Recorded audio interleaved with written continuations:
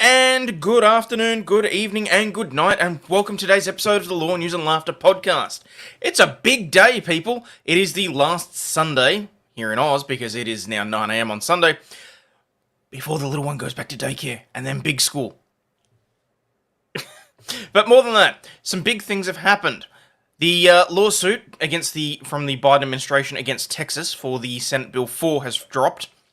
I'm going to go through that. I'm going to probably do that on the second hour because I did send up a flare hoping to bring in some expertise on that. Have yet to hear back. So fingers crossed we may have a special guest dropping in at the second hour. Aside from that, we also have things that I will not be talking about today. East Palo Alto Police Chief has reported a monumentous milestone with 0 murders being reported in 2023. You know the area's got to be bad when that's what you're proud of, that not a single murder happened within 365 days. Also, an unruly passenger has claimed to be the devil and forced a Boston-bound JetBlue flight to divert to Orlando. A Chattanooga man has been charged with trying to burn down a house after a heated conversation with his mother. And I just got something in my ear that I'm not quite sure what that was. Hang on. Oh, that would be... Okay. Alright. Thank you. Alright. Oh, looks like we have some new people in chat. Hello, people. Alright, things I will not be talking about today. No, things that I will be talking about today. Shit, sorry. Boomer moment. I gotta, now I gotta put a stinger together for that and just have boomer as a shit thing that I can play. Things that I will be talking about today. Texas is under fire with New York City Mayor, Adams. Baldy Adams, that's what I put. New York Mayor Baldy Adams launching action against the bus companies that were shipping the migrants from Texas to New York, and the Biden administration putting their collective brain cells together to sue Texas over Senate Bill 4. An unarmed Iowa school principal has proved braver than the entire Uvalde Police Department, having taken on a school shooter unarmed. After failing to get it up, an ex-con was busted for a New Year's Day dildo battery, and a Florida man has allegedly driven cross-country to pick up and marry a 16-year-old that he met on World of Warcraft, but got caught after he logged into her account at his house. Finally, if there's time for it, a Lover's Blind contestant who is in the thumbnail. That's the one that I labeled as the bimbo. I'll be perfectly honest. I got no idea if she is or isn't. I just needed the clicks. A Love is Blind contestant is suing Netflix over trauma, calling her ex-fiancé a walking red flag. Pretty sure being on that show makes you a walking red flag. But anyway, let's get stuck into it, people. Welcome to today's episode of Law, News, and Laughter. Oi, oi, oi.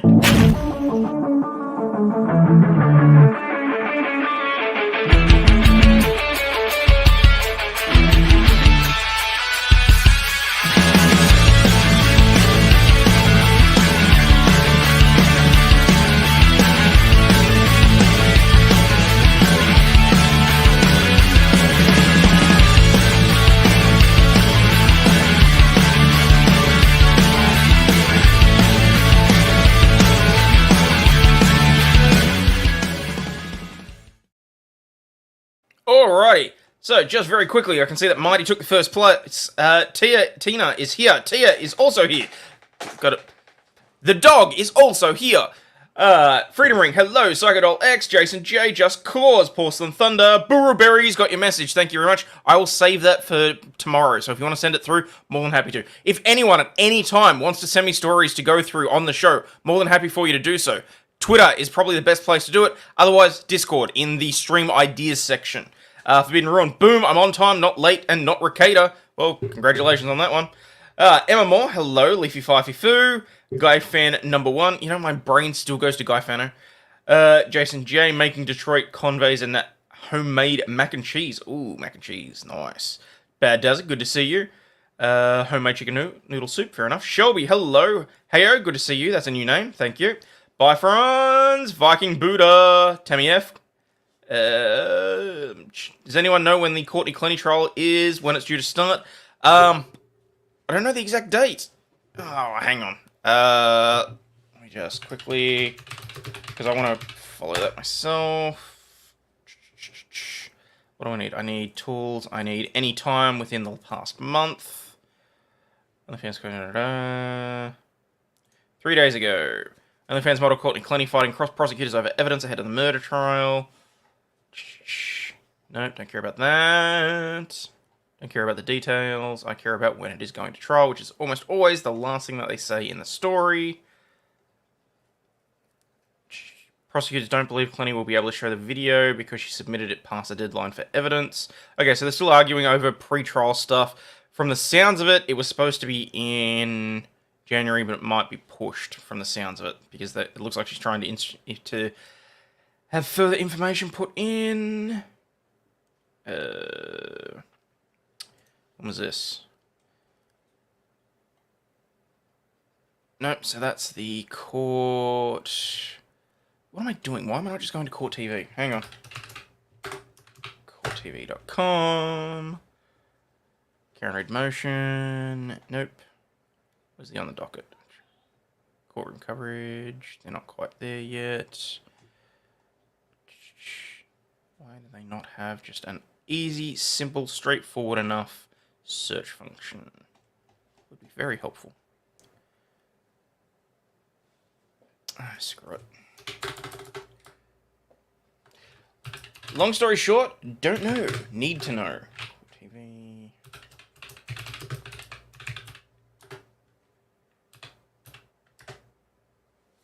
Courtney Clenny News. Okay, there we go. On the docket, that was as of December 12th, which I think she had a hearing after that. So, wow, okay, so Court TV's behind the ball. Well done, fellas. And ladies, I should say. That's on the docket. Court TV, Courtney Clenny, tools. Last month.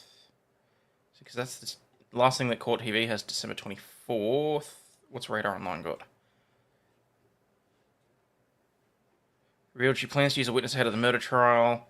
Court documents filed this month reveal the expert witness list as Dr. John V. Mararachi. Okay, interesting. Pathologist with over 2 decades of experience in the field, based in South Miami. Who really cares? At least 220 video files, 646 audio files have been obtained detailing the arguments and fights that she had with the boyfriend prior to the fatal stabbing. He would get all riled up. Oh, so basically she's trying to say that it was self-defense. Of course she is. Hearing was set to address a motion to suppress the records this month, but was postponed to December 15. Why is there no timeline beyond that? What the fuck is going on with this court case? Who let the dogs out? I'm going to let the dog out. Hopefully we're going to let the dog out. Oh, which reminds me, I need to put up the banner. Shed occupant is also here. Hello. Alright, that... Don't know why, but I just... Point is, Renee Monet, I'm not 100% sure. We'll work on it, okay? It's coming up. Just Cause, base principle. Yep.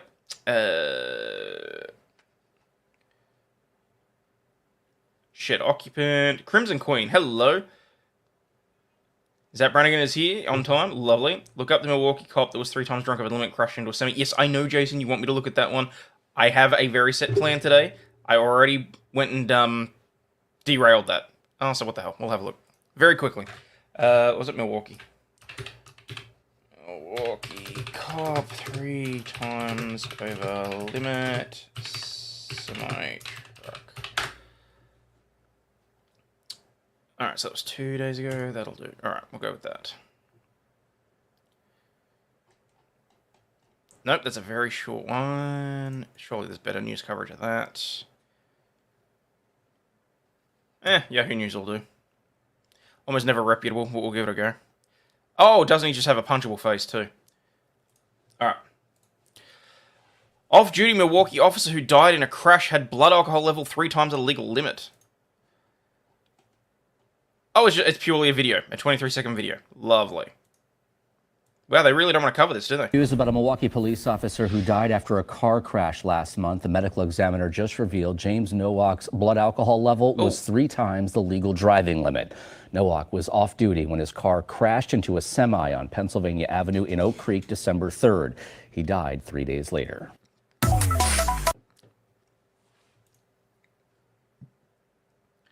Is there anything else in terms of... Off-duty cop who died in crash had BAC... Like, I'm curious.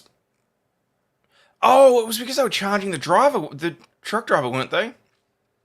That's what your bee in your bonnet was about. Was that they were going to charge the driver as well? Hang on.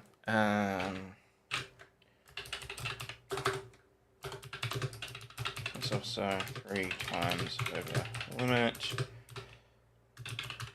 Charging driver.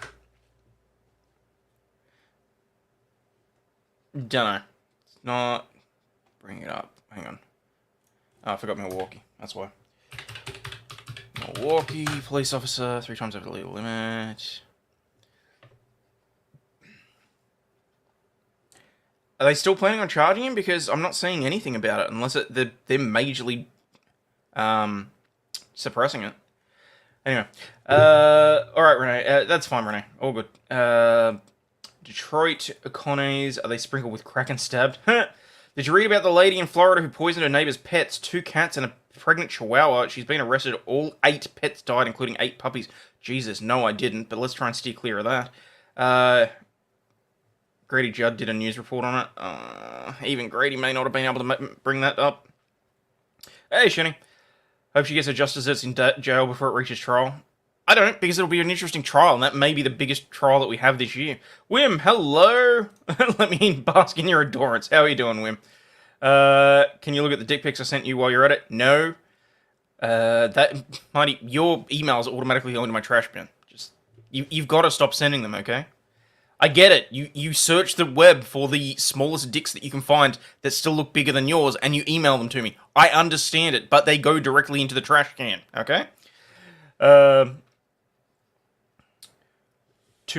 that's some hard work? Yeah. What an idiot? Yeah. Stroke Mighty Meek for getting his channel back. I already did. I said congratulations to him. There was a nice little video tribute to him, which I think Brian put together, which I thought was pretty impressive. Did Mighty Meat get his channel suspended because of dick pics? No, he did not. We still don't actually know the reason that he got his channel suspended. That was more just of a, I'm still thinking that it was a technical difficulty and no one wanted to own up to it. Like, I'm thinking it was AI, and once a human actually looked at it, they're like, fuck! But, you know, it is what it is. It was what it was. The point is, he has his channel back, which is the main thing, people. The meatball is back. Isn't Mighty's real name Huge Jake Penis? No, not even close. Wasn't dick pics, it was him showing his cork. Oh yeah, they said dangerous misinformation. Because he kept trying to tell people that he had a big penis. It's very dangerous misinformation. Okay, moving on. Let's get stuck into this, because we've got a few news articles. I'm already 15 minutes into the show, because I'm a freaking moron and didn't actually think about it. Alright, let's do it to it. Alright, Iowa principal in critical condition in school shooting risked himself to protect his students, police say. An Iowa police... why do I keep going to police? And why is my eye blurry? What the hell? An Iowa principal critically injured in a school shooting put himself in harm's way so students could try to escape from a teenage shooter who opened fire in a cafeteria as students were gathering for breakfast before class, authorities said on Friday. Perry High School principal Dan Marburger and 6 others, including 2 staff members and 4 teenage students, were injured in the Thursday morning shooting that left one 6th grader dead. The 17-year-old student who opened fire also died of an apparent self-inflicted wound.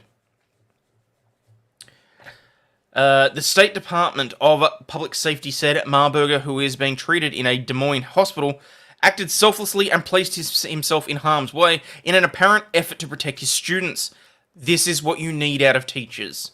Not someone that's going to force ideology down their throats. Someone is there to look after them. Someone that is there to protect them. Someone that is actually there to give a crap. Like, seriously. This is what it's all about, people. This is a half-decent teacher. And they're not getting paid enough for that kind of crap either. I got a notification there, but not there. Okay, anyway, it doesn't matter. The details also emerged of other victims. The student killed was identified as an 11-year-old Amir Jolliffe, who was shot 3 times. The mother of one of the teenagers posted on Facebook that her son was helped to the ambulance after he was shot multiple times. Perry Superintendent Clark Wicks said several people helped others to safety. This is an extremely painful and difficult time for our entire school community, and in our grief we will take time to remember. Yellow crime tape still lined the campus of Perry High School. Perry High School shares with the town's middle school on Friday, and flowers and stuffed toys had cropped up in many memorials. Wicks said classes will not resume in the district before next Friday at the earliest. The news that 7 students and staff suffered wounds and injuries to varying degrees during the shooting was 2 more than the authorities said on Thursday afternoon. Iowa Division of Criminal Investigation spokesperson Mitch Mordvit said that the number increased after investigators later learned about 2 more wounded faculty members. All 7 are believed to have been either wounded or grazed by bullets and suffered injuries ranging from significant to minor.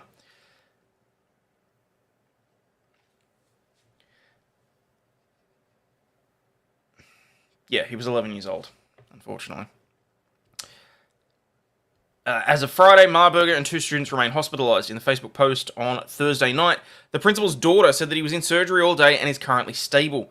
Claire Marburger called her father a gentle giant and said that it wasn't surprising that her father tried to protect his students.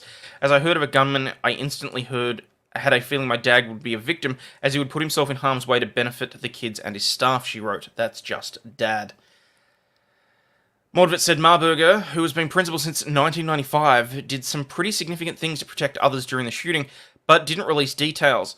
Wicks, the superintendent, said Marburger was a hero who intervened with Butler so students could escape.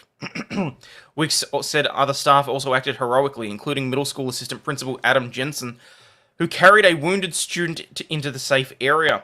One mother, Bobby Bushboom, posted on Facebook that her son Corey was shot multiple times, suffered a fractured femur and wrist. Fuck! She said that Corey was able to stumble to a nearby field after being wounded, and when she arrived, he was being helped towards an ambulance. In the post, she said that her son underwent 1 surgery but still had bullets in his body and wouldn't be able to walk for weeks. Lady, I'm sorry, but if he had bullets lodged in his femur, it's going to be longer than weeks. She expressed thanks to those who helped pull Corey to safety, saying, I would like them to know that my son wouldn't be here without them. The shooting happened just after 7:30 a.m. on Thursday, shortly before classes were set to begin, on the first day back after winter break. Mordvit said that the shooting started in the cafeteria where students from several grades were eating breakfast, then spilled outside the cafeteria, but was contained in the north end of the school. Authorities said the suspect, identified as Dylan Butler, had a pump-action shotgun and a small-caliber handgun. Mordvit told the Associated Press that authorities also found a rudimentary improvised explosive device in his belongings, and the experts advised it was something that they needed to disarm. It was rendered safe. Adam Jensen, the cyborg? No, not so. I mean, he may well be after this, but shotgun, handgun, and an improvised explosive device that had to be disarmed. This kid was going for maximum disfigurement, really.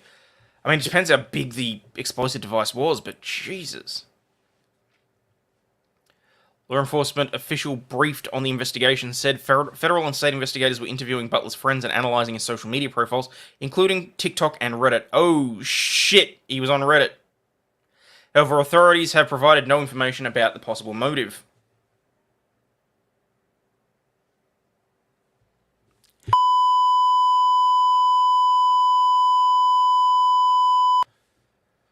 Sorry. Reddit is glorious. Someone was channeling Columbine. Thankfully, he was really bad at it. Shortly before Thursday's shooting, Butler posted a photo on TikTok inside the bathroom of Perry High School. The photo was captioned, "Now We Wait," and the song "Stray Bullet" by the German band KMFDM accompanied it. Investigators have also posted photos of Butler posing with firearms. Come on. According to the official, who was not authorized to publicly discuss details of the investigation, and spoke to AP on the condition of anonymity. They wiped his rainbow accounts. I did see that. I heard that. Hello? Sorry, she wants the bluey stickers that she gave me. Oh, just very quickly, because I haven't showed anybody yet. Oh, damn it, I've got the blur on. There. That's what she did for me this morning. Like, it's all stickers, and then she said, "It's for you, Daddy," and gave it to me. I'm very proud of my little girl. Alright, let me put the blur back on. There we go. Alright, two of them... Hang on, where are we? Discuss details on the condition of anonymity. Two friends and their mothers spoke out with the AP, said Butler was a quiet person who'd been bullied relentlessly since elementary school. Isn't that something that we just hear about? Flag and bio pronouns, so crime will soon be disappearing. Unfortunately. Seems that certain things get sanitized pretty damn quickly. Love little ideas of gifts. Yeah. Sisters Yesenia Rhoda and Kamala Hall, both 17, alongside their mother Alita, that it escalated recently when his younger sister started getting picked on too. He was hurting, he got tired of the bullying, he got tired of the harassment. Was it a smart idea to shoot up the school? No. God, no. No shit, you think? The Bluey Grandma episodes are pretty good. Yeah, they're funny. Grumpy Grandma is the one that I like, the one with the rascal. Police said Thursday they believe Butler acted alone, but investigators have not said how he obtained the firearms. Investigators are still working to get a good grasp on who he was. The parents have been cooperating. The investigation will include Butler's background along with the environment at the school. Wicks wouldn't discuss whether Butler had been bullied, but he defended his way that the district responds to those situations. Of course he did. We take every bullying situation seriously, and our goal is to always have that safe and inviting atmosphere, and I'm not going to comment on individual cases as well as any other individual case. Oh, thank you.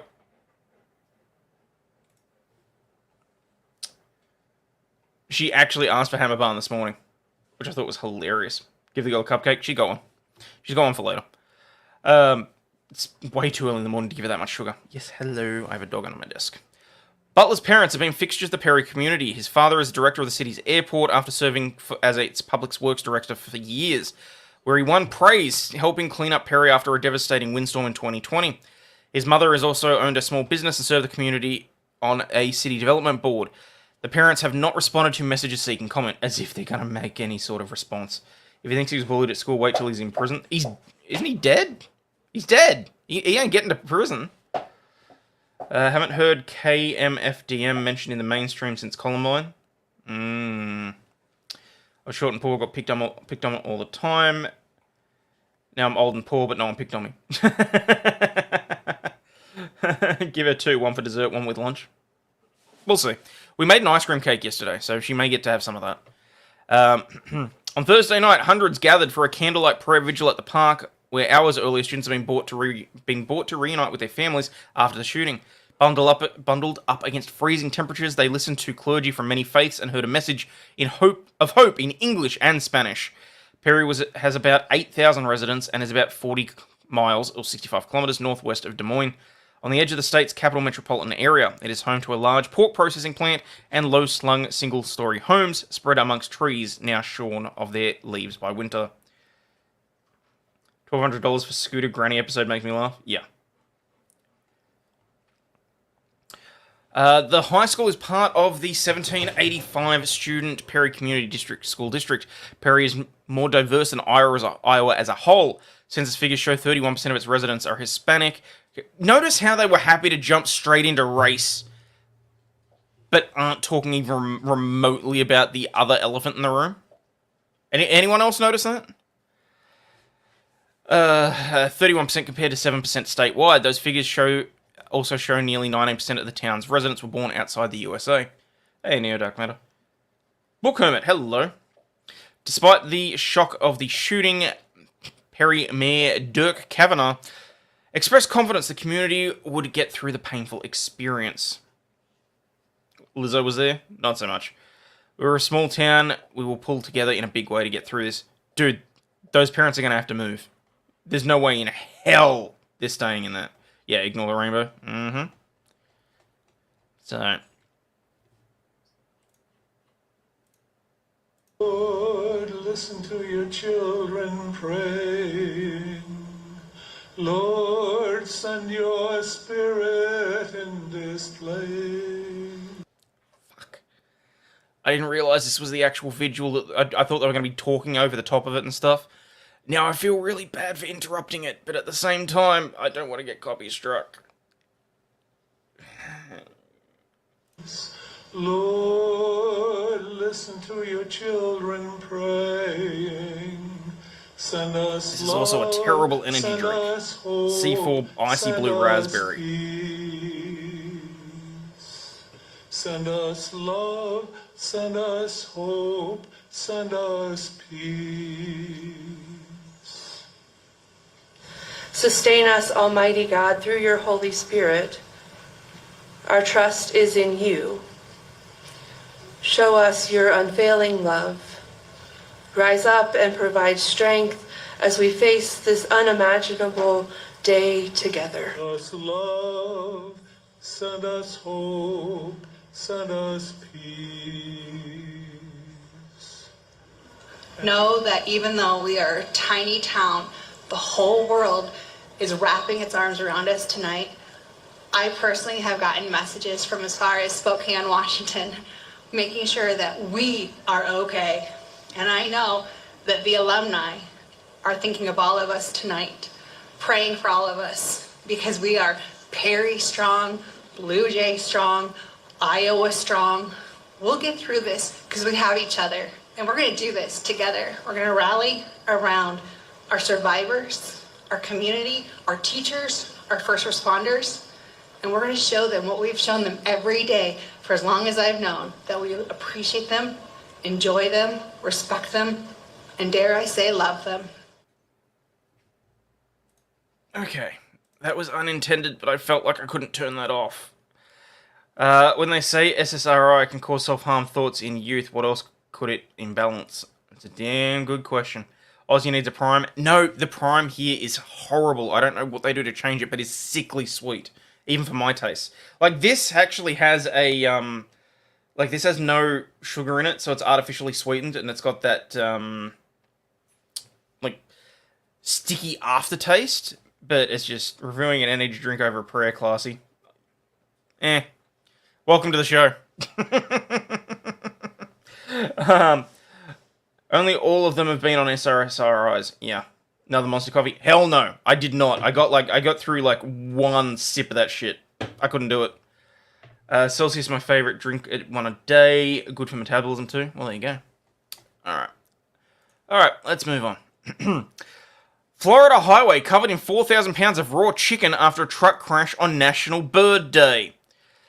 In what was decidedly a loss for birds and bird lovers at large, National Bird Day was marked by a massive spill of raw chicken along a Florida highway on Friday.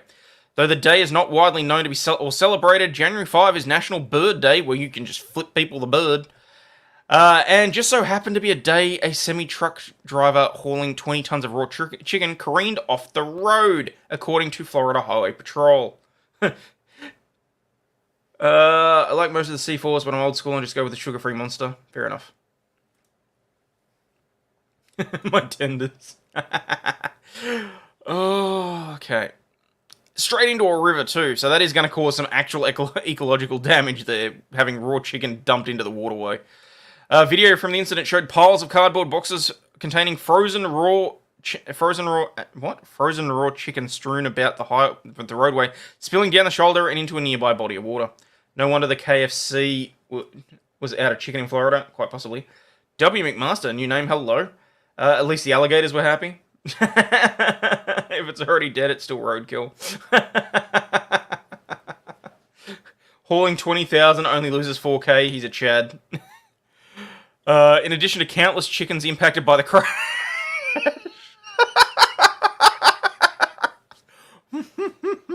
The driver was left with traumatic injuries. Oh no.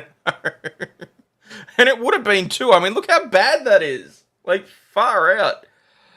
The driver experienced an unspecified medical episode that led to the crash. The Florida Highway Patrol told the outlet rescue workers were quick to extract the driver from the mangled cab of the truck, and he was transported to hospital for treatment. Okay, see, we can laugh because we know he's okay.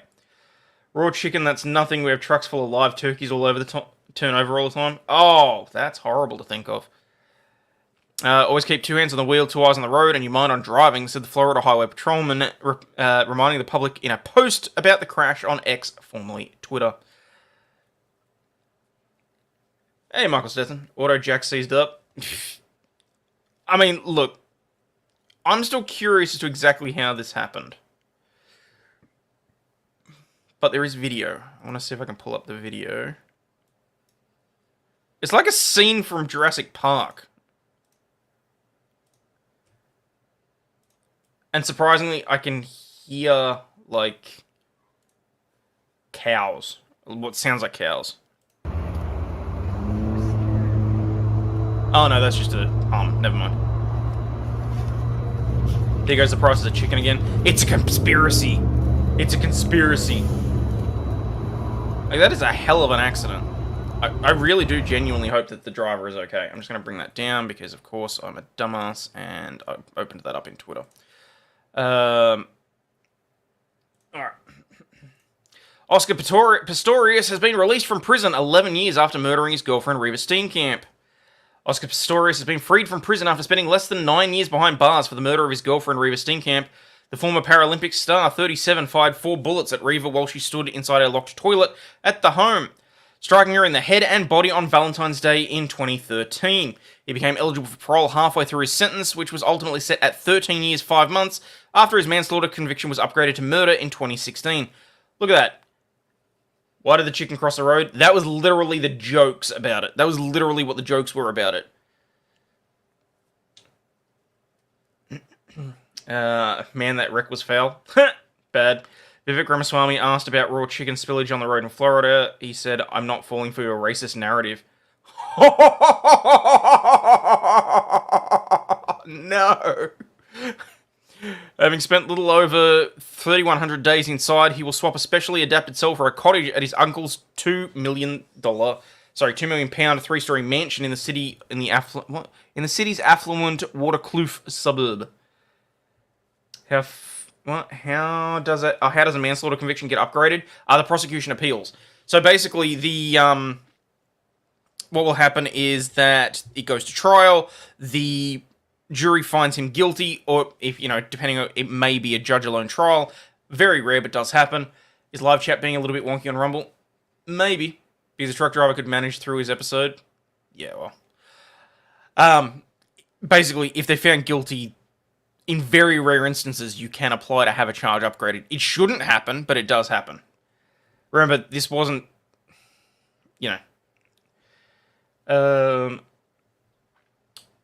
shit, okay. Hey, it's Trin. I still believe he should be behind bars. I do not believe that he should have been granted parole. I really do. I think it was complete and utter bullshit that he was even eligible.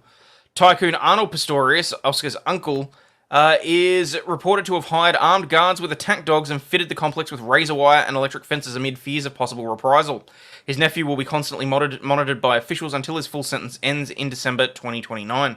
Pistorius had his lower legs amputated as a baby, but rose to win 2 gold and a silver at the 2012 London Paralympics before inspiring millions by going on to compete in the Olympics. The crime shocked South Africa and the world, and more than a decade on, the most vital question remains unanswered. Did the Blade Runner know who he was shooting at? Not allowed to upgrade charges post-conviction in the USA? No. Oh shit, I said that in my head, but I didn't actually say that out loud, did I? No, because he wasn't charged and tried in the USA. Shit, where are we? June Steenkamp, the mother of the late Reva, has released a statement expressing her heart regarding the release of Pistorius on parole. Do I want to read through that whole thing? His parents had his Paralympic career planned out very early. Yeah. Also not understanding if a jury was involved. Like, did the jury say manslaughter and the judge declare murder? No. It's, like I said, it's extraordinarily rare. It's more when, hang on, how do I get this media release? 14 February 2013, the day life changed forever. The day South Africa lost its hero, Oscar Pistorius, and the day Barry and I lost our precious daughter, Reva, at Oscar's hands. Now, almost 11 years later, the pain is still raw and real, and my dear late husband Barry and I have never been able to come to terms with Reva's death or the way she died. Through the years, Barry and I were encouraged by the love and messages of support from both friends and strangers. I wish I could thank each personally for carrying Barry and I through those difficult years. Part of Barry and my daily conversations were always flooded by the sorrow we felt for the parents and families of victims whose perpetrators were not brought to book. Our thoughts remained with them as they were denied any form of closure and the names of their loved ones never recognised or honoured. It made us feel guilty to the extent, but at the same time, the trauma of reliving and retelling our story has been a huge cross to bear. Also, we remain grateful to the media. The intensity of the coverage of Oscar's trial, imprisonment and parole has been a double-edged sword. The media interest meant the loss of our privacy made it difficult to mourn in peace. Sadly, reports were often accompanied by verbal and emotional abuse by some members of the public, not only towards us, but also to our deceased daughter. Oh, fuck you. Not to her, but to anyone that's having a go at them. Remember, this is South African law. Yeah. Did jury say manslaughter and after appeal, jury B say murder? I really don't know. I will be perfectly honest. It's very rare that I've even heard of it happening, so I would need to actually look into the case, and given that I do not give a fuck about Pistorius, and genuinely think that he should still be behind bars, I really actually don't care, as bad as it sounds. The fact that we're going to give him so little for manslaughter in the first place pissed me the hell off. Given that it was actually upgraded to murder, as I said, I genuinely believe he should still be behind bars.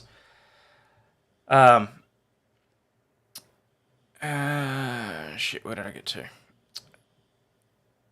It is my sincere wish, and it was Barry's too, that people will take a moment to consider the impact of their hurtful comments. We did not choose this. We would much rather have our loving daughter alive and laughing with us. We have always known that parole is part of the South African legal system, and we have always said that the law must take its course. Oscar Pistorius' release on parole, subject to certain conditions, has affirmed Barry and my belief in the South African justice system. Wow, she's taking a very pragmatic view on this. The conditions imposed by the parole board, which includes anger management courses and programs on gender-based violence, send out a clear message that gender-based violence is taken seriously. Is it, though? That story off his girlfriend never had legs, and yet they ran with it. Okay. Judge A dropped the murder and went for manslaughter. Higher court said the reason for dropping the murder was incorrect, apparently. Oh, well, there you go.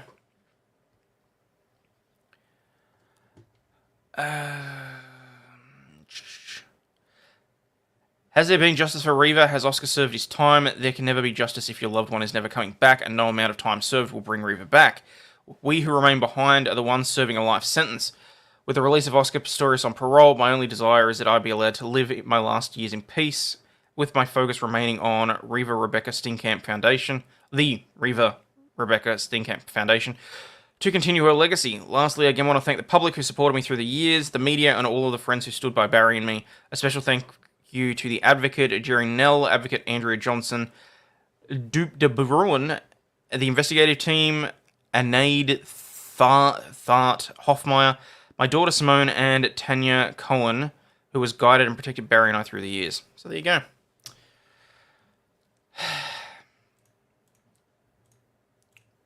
Close that. I don't think we need to worry about that. Okay. Chattanooga. Damn it. Saying shark or missing a great joke entirely makes me smile. He missed that one real bad. Bite me, mighty.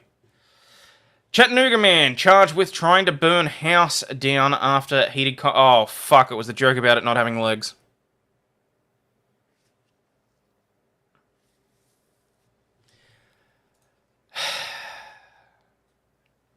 Chattanooga man charged with trying to burn down house after a heated conversation with his mother. A Chattanooga man faces aggravated arson charges after authorities say that he set a couch on fire after a heated conversation with his mother on the phone. No one was hurt. Authorities arrested and charged 27-year-old Tychius Johnson on Wednesday, according to the Chattanooga Fire Department. Firefighters were called to the home at the 2800 block of East 26th Street and found heavy smoke coming from the open door. Everyone got out of the home safely, and firefighters quickly put the couch fire out. The release said, according to investigators, Johnson and his brother were home on Wednesday night when he had a phone conversation with his mother that made him mad. He threatened to burn the house and then set the couch on fire. His brother overheard the conversation, saw the fire when he came out of his room, and then safely exited the structure as he waited for the fire department. Johnson now faces arson charges. South Tennessee chapter of the American Red Cross is helping 2 people who lived at the home. Yeah, willing to bet that's the brother and the mother are getting help. Can part of the parole be no prosthetic legs allowed? No, unfortunately, Aussie Overlawd has not had enough sleep. How the fuck could you tell, Dazza? I woke up in the middle of the night and I could not sleep. I have no idea what happened to me last night. But this is not doing it for me because I can't scull it because of the no sugar aftertaste. Sorry, the fake artificial flavoring aftertaste. And it's just not doing it for me. No, the whole like taking away his legs unfortunately falls under cruel and unusual. I mean, it is South Africa, so maybe they can get away with it. Certainly wouldn't hear her in the US. But anyway, all right, let's talk about the Christian influencer, shall we? Christian influencer rips World Series champ who slid into her DMs, then deleted the account. So much hypocrisy, apparently. Hypocrisy, hypocrisy, hypocrisy. A conservative influencer called out the hypocrisy of people like former Major League Baseball player Aubrey Huff, who publicly shamed her for having nothing to offer but her sexuality, while privately sending her salacious messages. Heard he had to spring for new legs. Then give him an electric scooter. You should live as a woman and hear they have a wonderful time over there. Well, that might work. There is so much hypocrisy, said the 23-year-old right-wing influencer Isabel Mary DeLuca, told to Fox News. But this has been the case with many of the guys who have attacked me on Twitter or X. Most of them have been in my DMs. Huff's posts were part of an online rift between DeLuca and another right-wing activist, Rachel Wilson. I've seen Rachel Wilson a few times. Oh, it's this chick! Oh, there you go, putting 2 and 2 together. This has been all through my feed for some reason. I've seen there's a whole bunch of conservative women influencers out there. I had no idea there were that many. Like, I just keep scrolling through, and every other time, it's this Rachel Wilson chick, or it's fucking Pearl, or it's... To be fair, I blame Chandler. Because she comments on so much shit. Right-wing activist Rachel Wilson, who last week posted with a comment on DeLuca's appearance in a video of her making a cake that she shared back in October. Because I think Rachel Wilson was one of the ones that was also having a go at the red-headed libertarian over the inclusion of her in the conservative calendar. Calendargate! I'm only 2 weeks late talking about that. I guess the outrage over the fact that I was not dressed modestly despite me wearing a shirt that was fully covered. It wasn't anything inappropriate. Oh, do I want to know? What is this? Oh, come on! You know I can't show that. There's an update on the Alabama man jumping into the pool from yesterday. Apparently there is full frontal nude footage of him swimming in the tank. He is fat enough that you can't actually see the penis. Ew. Where did I get to? Wilson and others continue to pile on, accusing DeLuca of posting pictures of herself for attention and not being a true Christian or conservative. Wilson referred to her as a thirst trapper and a grifter in several posts over the past week. Hey, Lizbot. Yeah, I know that it's breaking news, but I can't show that. Witness the arrest of the 42-year-old man Owens, who impulsively dove into the aquarium at the Bass Pro Shop in Leeds, Alabama. The incident took place shortly before the store was closing on Thursday. Owens displayed erratic behavior, intentionally drove a vehicle into the pole in the parking lot, as reported by the chief. Following the crash, the suspect exited the vehicle, disrobed, and sprinted into the shop, ultimately leaping into the aquarium. The man's family informed police that he struggles with mental illness. He is expected to face a variety of charges, including public lewdness, disorderly conduct, resisting arrest, second-degree assault, 2 counts of criminal mischief for hitting the pole and damaging the patrol car, as well as 2 counts of recklessly endangerment for his reckless driving. Damn, that water must be cold.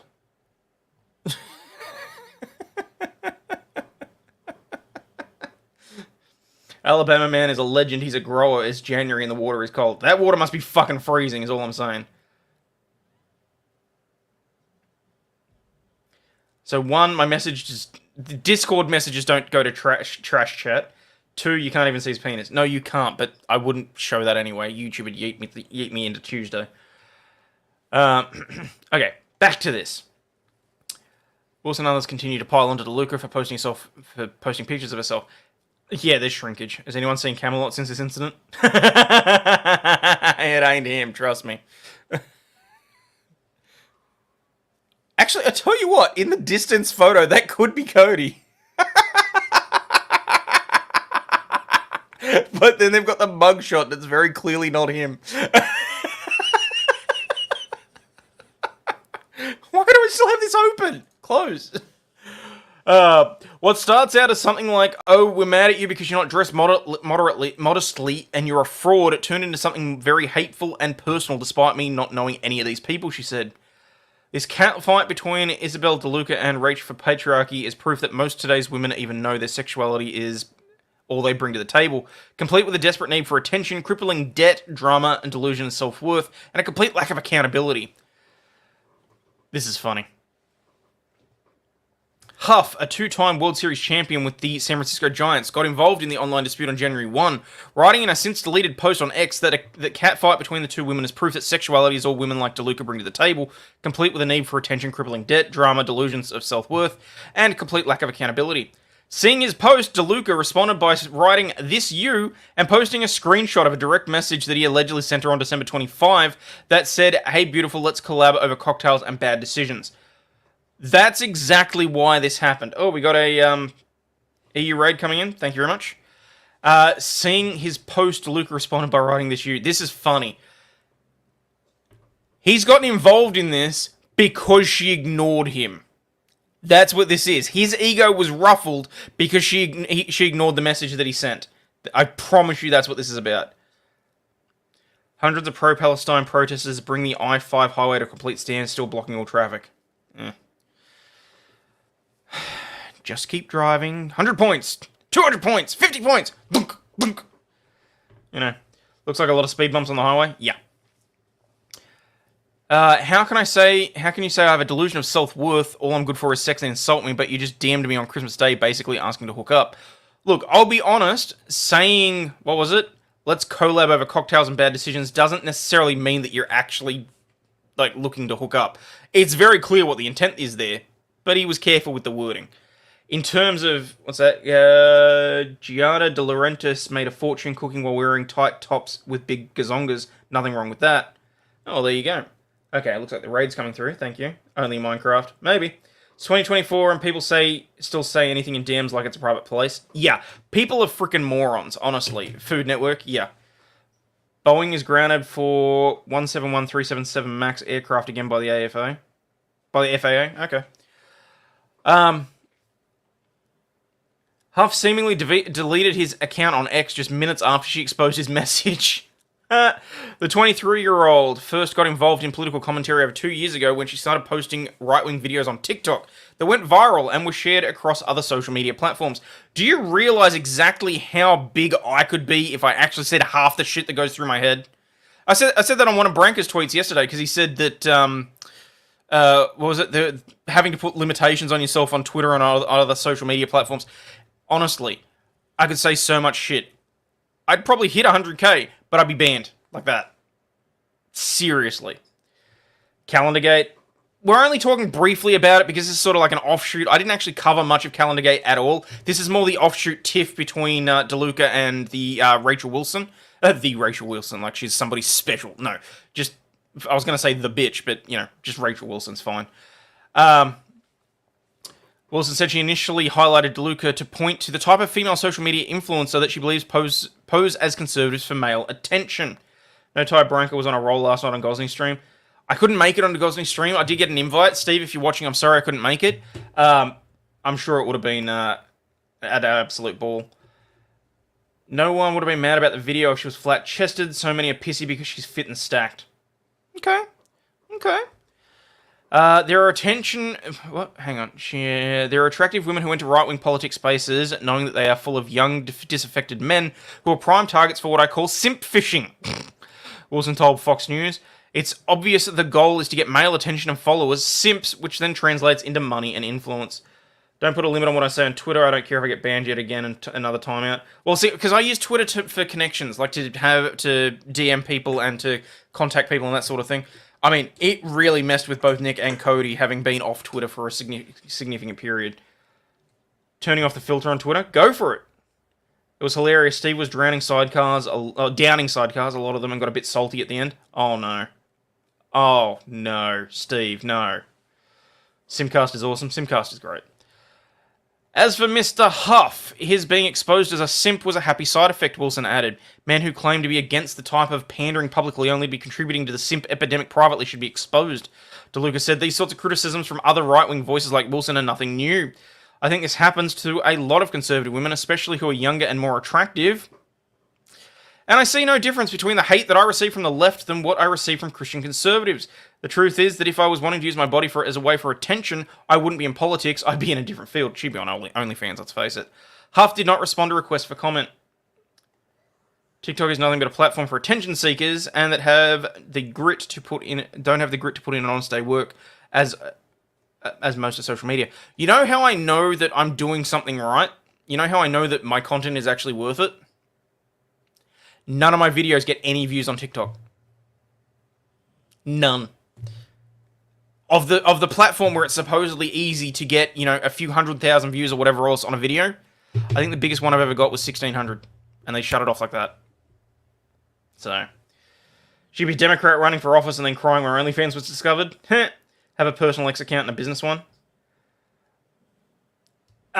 Yeah, I kind of turned my business one into my personal one by accident because I started using. Because when I started this channel, it was officially sponsored by the firm, and not so much anymore. Oh, but anyway, where do we get to? All right. Louisiana police chief and wife shot by his subordinate in a love triangle dispute publicly admits to his infidelity. A Louisiana police chief admitted that he cheated on his wife in an open letter to the public after they were both shot and wounded by his subordinate who was embroiled in a love triangle. Opelousas police chief... How the hell did I get that? Opelousas police chief Greg LeBlanc, okay, and his wife Crystal, a deputy with the St. Laundry Parish Sheriff's Office, was shot outside the home of Officer Savannah Butler on December 22. I think I talked about this, actually. Police said that Crystal arrived at Butler's house to confront her husband, who was inside the officer's home before an argument ensued with the couple. Butler, armed with a gun, appeared in the doorway moments later and fired a single shot into the police chief's hand when he attempted to grab the gun. The bullet penetrated through the hand and struck Crystal in the arm, according to police. Who's that? That's the mistress! This is your hometown down the road. Breaking, Democrat Wisconsin Governor Tony Evers opposes efforts to block former President Trump from the ballot and wants voters to decide the 2024 outcome. Huh, no shit. Democrat governor actually doing the right thing. Greg LeBlanc and his wife admitted themselves to local hospital to be treated and were later released. Butler then cleaned up the crime scene to cover up evidence before contacting the sheriff's office. He'd been with the police department since 1998 and addressed his infidelity on Wednesday. That's him and the wife there. And that's the mistress there. Is it an upgrade? Is it a downgrade? Could they have done better? Is that a dude on the left? Well, that's what I'm... yeah, I don't know. Just... My actions have caused pain and distress not only to my family but to our community. Well, resign then. Disappear from the public life. I must acknowledge the role that I played in this unfortunate situation. I'm sorry, what the fuck? I must acknowledge the role I played in this unfortunate situation. Dude, all you had to do was keep it in your pants. Holy shit. I failed in my commitment to uphold the standards expected of the Chief of Police, and more importantly, I failed the trust you have placed in me. Infidelity is a breach of not only personal commitments that I made, but also professional standards we all expect from those in public service.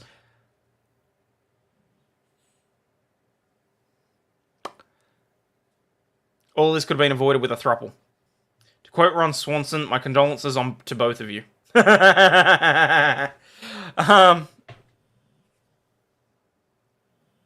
Okay, hot take, and this is not going to be a popular opinion. I don't give a fuck if politicians commit infidelity. Because only God can judge them on that. It's a private civil matter between the two of them. I don't really care. If they go and commit fraud, if they go and do something that could affect the public interest, yeah, sure. What they do behind the closed doors is completely on them as far as I'm concerned. They're going to get their comeuppance and they're going to get the karma come back at them.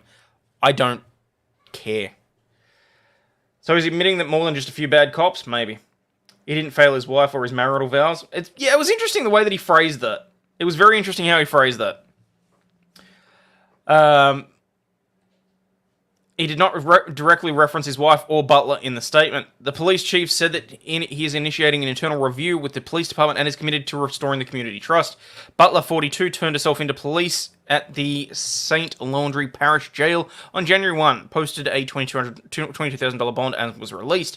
She's been placed on administrative leave following arrest and was taken into custody on charges of obstruction of justice. See, I'm more worried about her because she shot him and then tried to cover up evidence. She's the one that I'm more worried about. Old piece of loose ass for a reason.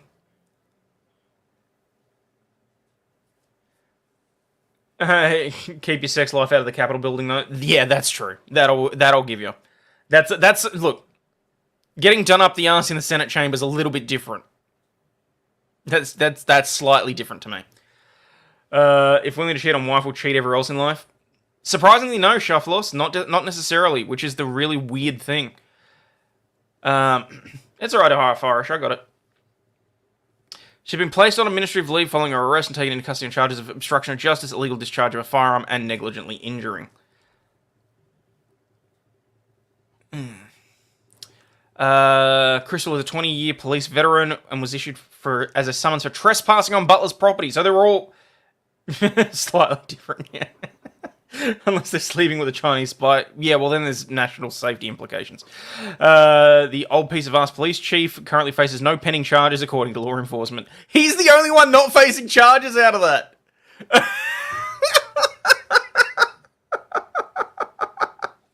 Oh, that's funny.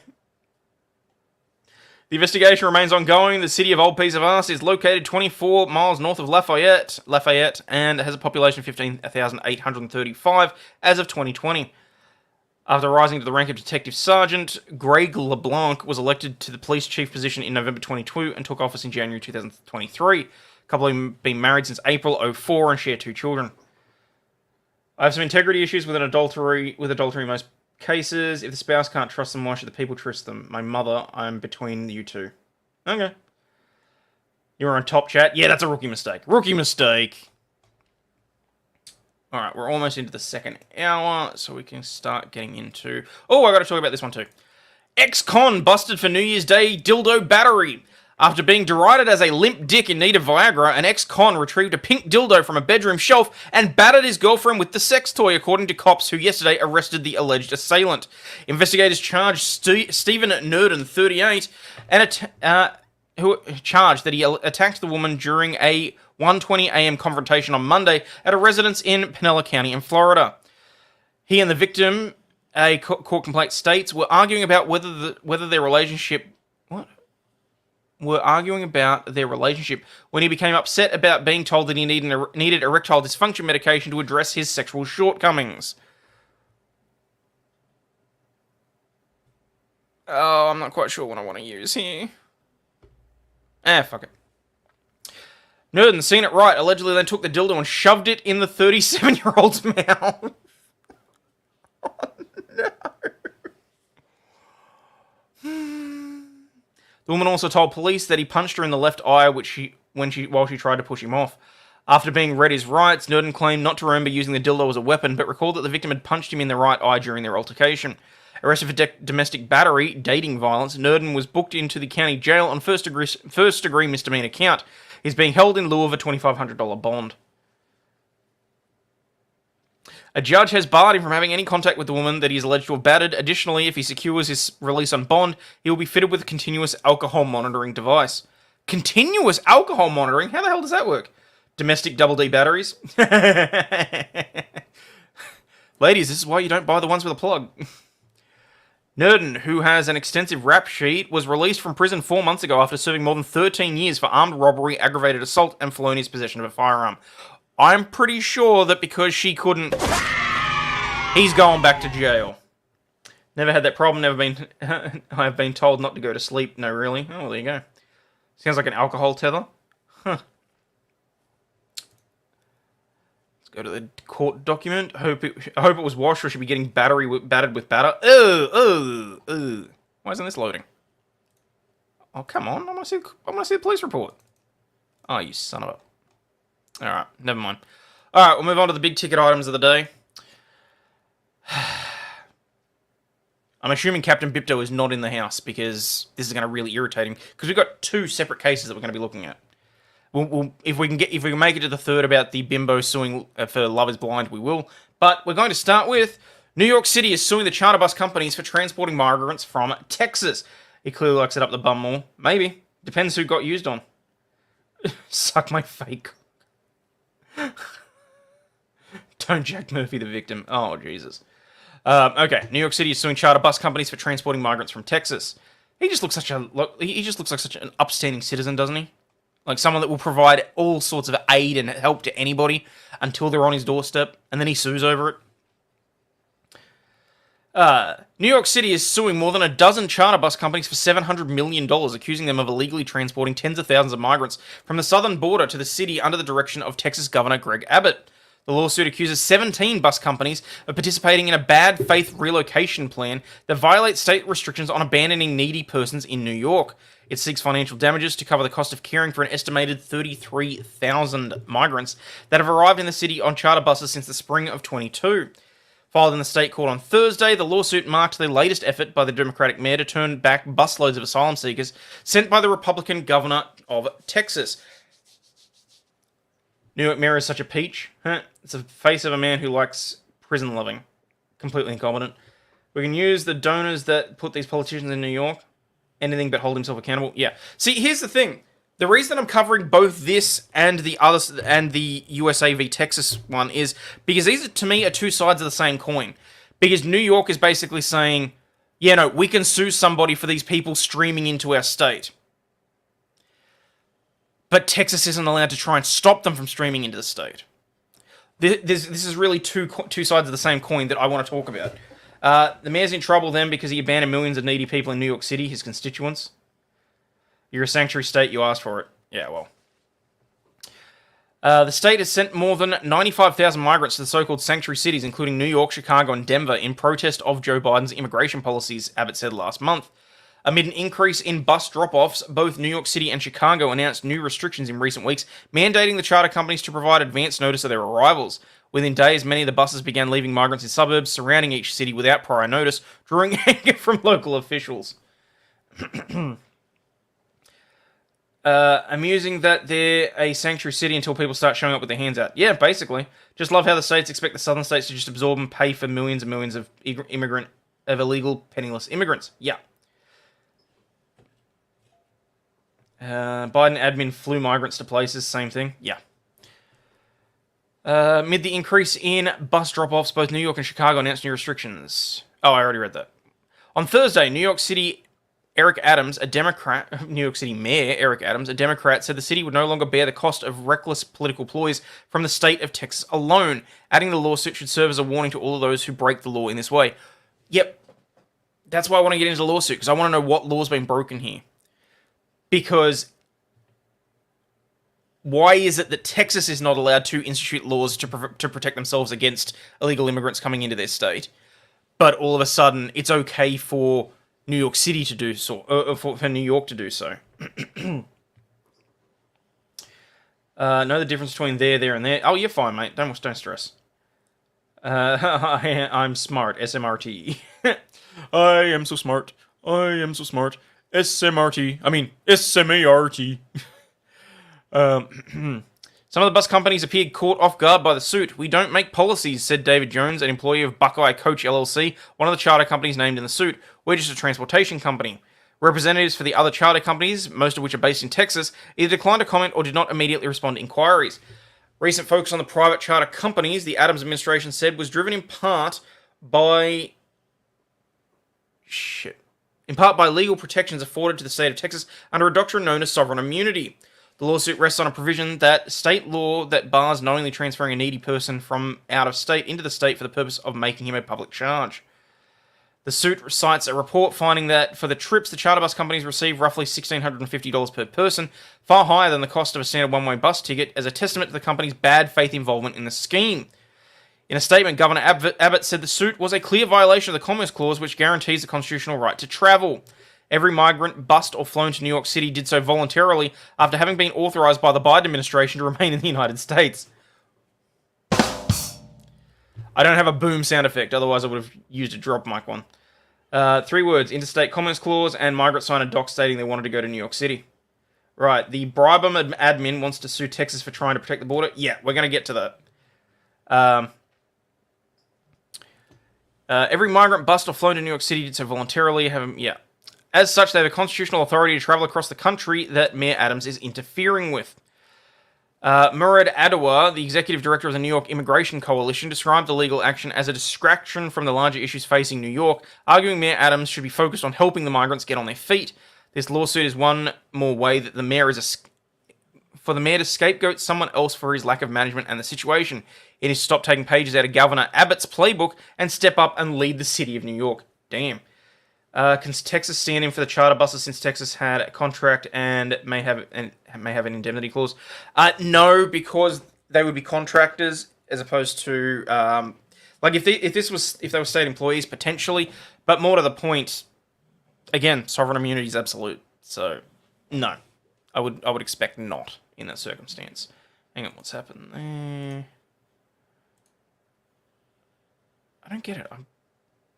What is going on with Twitter? Why do I keep getting told I have notifications, but I have no notifications? Anyway, doesn't matter. Oh shit, did I just close the wrong one? I think I just closed the wrong one.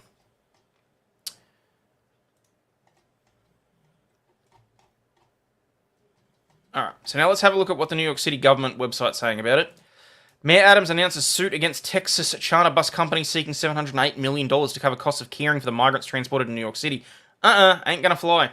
Under New York City social services law, companies that intentionally transport people in need of shelter and services to New York City as part of a bad faith plan must pay those costs. New York City Mayor Eric Adams and New York City Corporate Counsel Sylvia O. Hines-Radix today announced a lawsuit against 17 charter bus companies that seek to recoup all costs that New York City has incurred, providing emergency shelter and services to migrants transported to the bus by the bus companies, totaling at least approximately $708 million in the last 20 months. Since the spring of 2022, Texas Governor Greg Abbott has admitted to facilitating the transport of more than 33,600 migrants to New York City without having the companies transporting them to pay for the cost of continued care in violation of New York City's social services law. Today's suit seeks to recoup the hundreds of millions of dollars incurred to care for these individuals, costs moving forward for any of those migrants still in the New York City care, and the cost of all those who were transported to New York City from Texas in the future as part of Greg Abbott's plans. Motion to dismiss on standing? I'd fully expect so. Stop taking care of them and then fly them home then? Well, here's the thing. They couldn't do so. Because if you look at what the Biden administration's lawsuit against Texas is, no one, now that these people are in the country, none of these states can forcibly exile them. None of them can forcibly deport them. Because that is purely within the federal government's mandate, apparently. That's where this is all getting interested. Because this is where it's getting interesting, is because we're going to see infighting amongst the states. Because there are legal ways to transport these people out of Texas into other states, and then once they are in those other states, they are the burden of the other state. Unless they put them on a bus and force them to go elsewhere. Because they can't get rid of them. Because apparently, despite the fact that the federal government is refusing to enforce their own immigration laws, It is solely within the mandate and the power of the federal government to remove these people from the United States. They don't have to pay to take care of them, though. No, that's true. It could become state versus state lawsuits, which SCOTUS has original jurisdiction. Yeah. Whereas Dog Ass Cam, we are still $50 away from Dog Ass Cam. It has been a lean day, people. Mind you, though, if you feel like you've enjoyed the content, for God's sakes, please remember to hit the like and subscribe buttons. Just double check. If you feel so inclined, please leave a comment on the video. Just let YouTube know that people actually like interacting with this channel. New York City has a reticketing office to give migrants tickets to wherever they want to go for free. Oh, there you go. Alright, where are we? New York City has and will always do our part to manage the humanitarian crisis, but we cannot bear the costs of reckless political ploys from the state of Texas alone, said Mayor McAdams. So send them to another Democrat state. Because Texas is fully within their rights to send these people wherever they want to go. If these people on these buses are voluntarily going and signing a piece of paper saying that they want to go to any particular place in the US, irrespective of whether or not Texas is paying for it, it is completely legal for them to do so. New York City has and always will do our part. Today we are taking legal action against 17 companies that have taken part in Texas Governor Abbott's scheme to transport tens of thousands of migrants to New York City in an attempt to overwhelm our social services system. These companies have violated state law by not paying the cost of caring for these migrants, and that's why we're suing to recoup approximately $700 million already spent for care of migrants in the last 2 years by Texas. Governor Abbott's continued use of migrants as political pawns is not only chaotic and inhumane, but makes clear that he puts politics over people. Tammy F, thank you for the $2 super chat. Where are we?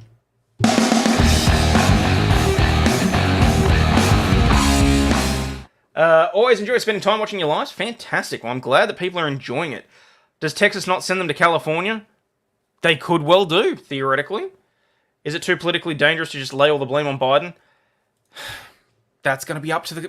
That's where we're going to go with the second case, frankly. That's why I wanted to cover both of these simultaneously, because as I said, they are more or less intertwined, if not just running side by side. Companies violated state laws by not paying for them, Governor Abbott's continued use of the... Today's lawsuit should serve as a warning to all those who break the law in this way. Hard not to respect how well Abbott has won this argument. 5 seconds after he starts sending the buses, the blue state melt down. Governor Abbott continues to use human beings as political pawns, and it's about time that the companies facilitating his actions take responsibility for their role in the ongoing crisis, said New York Governor Kathy Hochul. If they're going to be paid to break the law by transporting people in need of public assistance into our state, how are they breaking the law, though? That's why I want to go through the lawsuit. I want to know exactly what the wording here is, because if you're twisting that, you're going to get knocked on your ass. You want to make sure that this is all properly worded.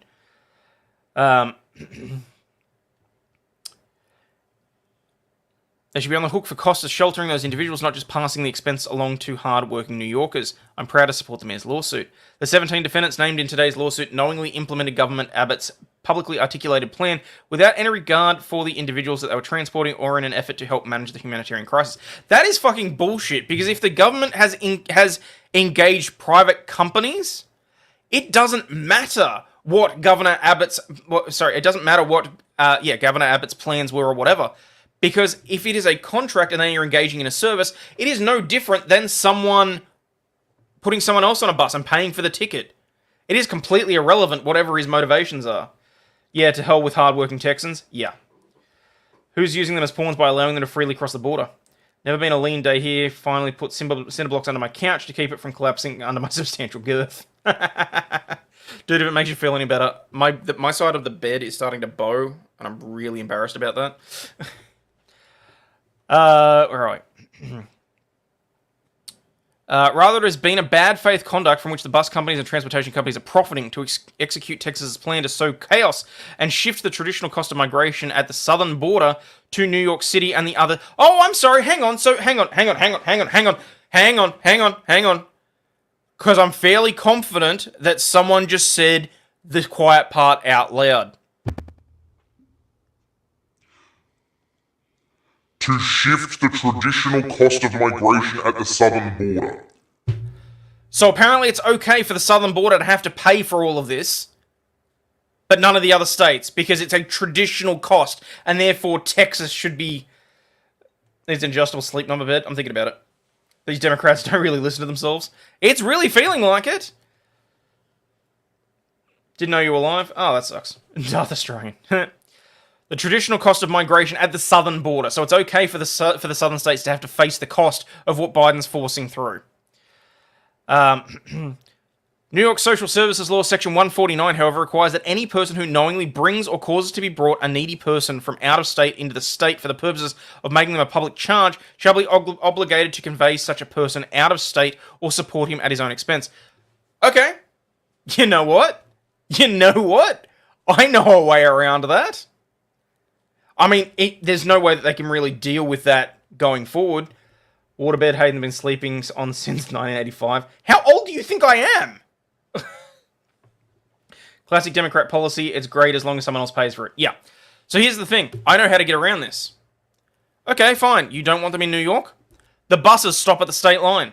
Everyone gets out on New Jersey and walks across the bridge. No more issues there.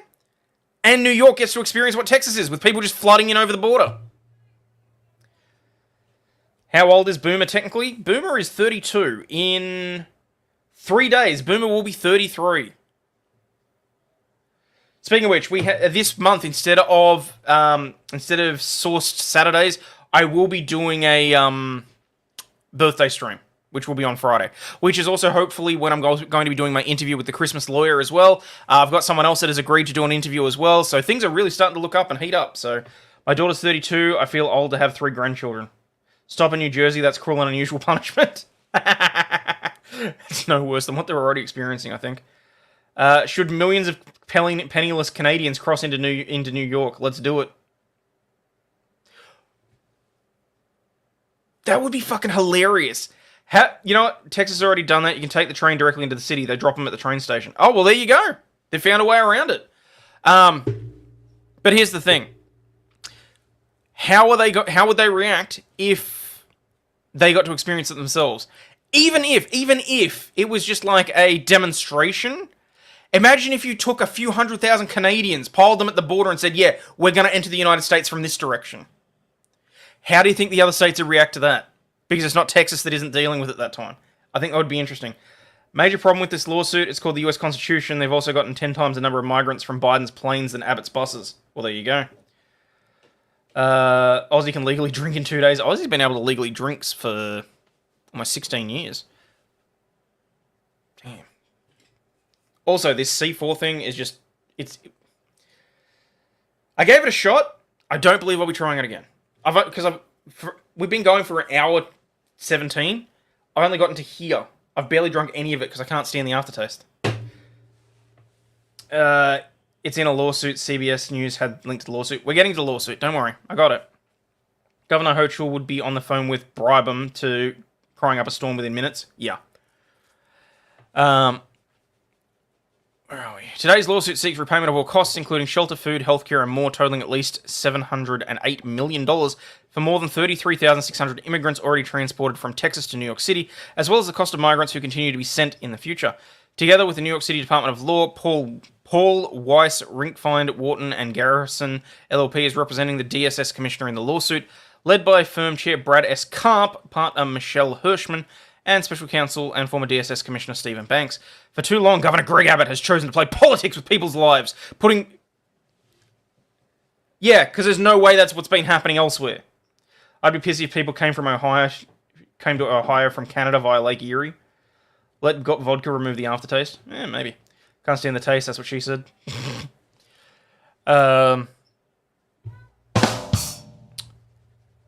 State of Texas must be held accountable for their participation in furthering his reckless actions, said First Deputy Mayor Sheena Wright. Today's lawsuit represents part of a larger series of provocative actions our administration is taking to continue to successfully manage this humanitarian crisis, largely on our own. Largely on our own. New York City is apparently dealing with the crisis, the border crisis in Texas, largely on its own. How fucking self-absorbed and self-entitled do you have to be? There are how many hundreds of thousands of people streaming across the Texas border? New York got 33,000 of them over the course of 2 years. But they're largely dealing with it on their own. And they want $708 million. Jesus fucking wept. As a Florida man, I hate the invasion of New Yorkers that keep flooding across our border. New York taught them to drive. They should be stuck with them. Some drinks are sip drinks, some are chug drinks. Yes, this is true. A bus company participating in Abbott's diabolical scheme to break New York City's already strained social services system by abandoning tens of thousands of migrants in our city, in our care, and at our cost. They are acting inhumanely and they're breaking our laws. Chief Advisor Chaplain Ingrid P. Lewis Martin said, You know what I'm terrified about this, though? You know what I'm really terrified about the ultimate outcome of all of this being? That people are going to learn that it's just money. That people are going to learn that lawsuits are irrelevant at the end of the day. Because at the end of the day, what's the ultimate goal here? $750 million being owed to New York City. Okay, fine. How are you going to collect? Like, what is the ultimate thing here? You're going to ban the companies from going into New York? Fine, they're already stopping across the border and putting more people in. That's the issue that I have with the USA v Texas lawsuit. That's what I said on the New York Post article. What is the ultimate thing here? Even if they go through the United States Supreme Court and wind up with Joe Biden's administration winning, aside from cutting off funds, aside from economic stretches, whatever, which is just going to make Biden look bad, what's the ultimate thing there? They send in the National Guard? They send in armed troops against Texans? Like, you're sipping a chug, FYI? Okay. Like, the terrifying thing that I'm worried about them finding out about this is that ultimately the lawsuits aren't going to matter. Because ultimately, they're just going to ignore it. Whatever the outcome is. And then it's going to be complete anarchy. It was the same thing that Joe said when he was talking about how much money the US owes to China. In the offshot chance that China tried to call in the debt, what's the US going to do? They're just saying, no, we're not paying it. Because what are they going to do to enforce it? It just means that you sever ties with whoever you allegedly owe the money to. Also, a danger of Democrat voters moving away from blue states to red states and then still voting blue. Jason J dropping 5 memberships. Thank you very much for that. That means we are $25 from Dog Ass Cam. It literally is Dog Ass Cam because she's lying beside her bit again. Isn't China in debt too? Every company in the world is sorry, not every company. Every country in the world is in debt to somebody else for something. You caught Kaiser lurking. He might not actually be in chat if everyone in chat already, because it goes by who interacts with the channel, so it might just be that he's been watching quite a bit lately. But on you, Jason. Good job. China can get fucked. Yeah, well. That's what I'm ultimately saying. When you get into these ridiculous amounts of money, don't chug the whole thing just about half. When the energy drops, you finish the can. Alright, let's see whether or not this makes me spew or not.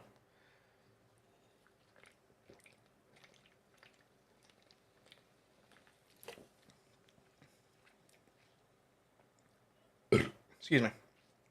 C4, explosive energy. Ugh, the aftertaste. Kaiser's Aussie's Ninja Editor. Not so much. With this lawsuit, we aim to recoup the money. They've decided to partner with Abbott, and they should bear the costs of the migrants. Also, how does it take $700 million to look after 33,000 people? Since April 22, New York City has allocated billions of dollars to provide food and shelter and more than 164,000 asylum seekers. These efforts, have had an impact on every service the city provides. Tens of thousands of those asylum seekers have come to our city through charter bus companies that saw this as a lucrative opportunity to earn Texas government contracts. They wrongly assumed that the obligations to these asylum seekers stopped after they got off the buses. Now wait for the other end to explode. Val using his 10-month member chat. Get wrecked gravely. Okay.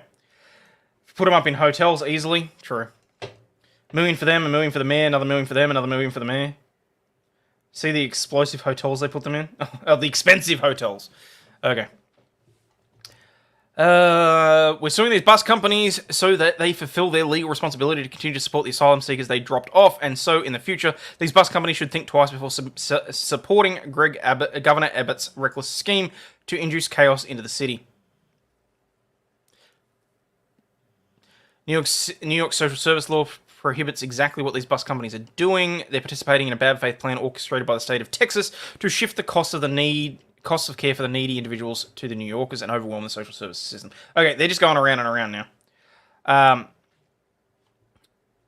So let's actually get into the lawsuit itself, shall we? Alright. Verified complaint. The Supreme Court of New York's... Oh, of course. Well, I mean, it's in the Supreme Court of New York. Do we honestly see this going any other way? Move them to the UN? Yeah, well. Hotel and Route 1, they were kicking the Americans out for the immigrants? No shit. It's a grift. The government is the most inefficient method of side. Yeah. Plaintiff by and through the undersigned council, the Corporation Council of the City of New York, brings this complaint against Buckeye Coach, against the various coach companies collectively called the defendants. Statement of the case. In or about April 22, Texas Governor Greg Abbott announced a plan whereby Texas would bus migrants to sanctuary cities to relieve its overwhelmed border towns and promised that Texas would continue to transport these until there is a change in the immigration policy at the southern border. That's not unfair. Because as someone was stupid enough to say before, it's okay if Texas is the one paying for all the people streaming across the border. As part of the plan, the governor directed the Texas Division of Emergency Management to arrange for the defendants to provide transportation out of Texas for individuals who have been processed and released by the federal government into Texas communities. That's the lowest court in New York. Okay.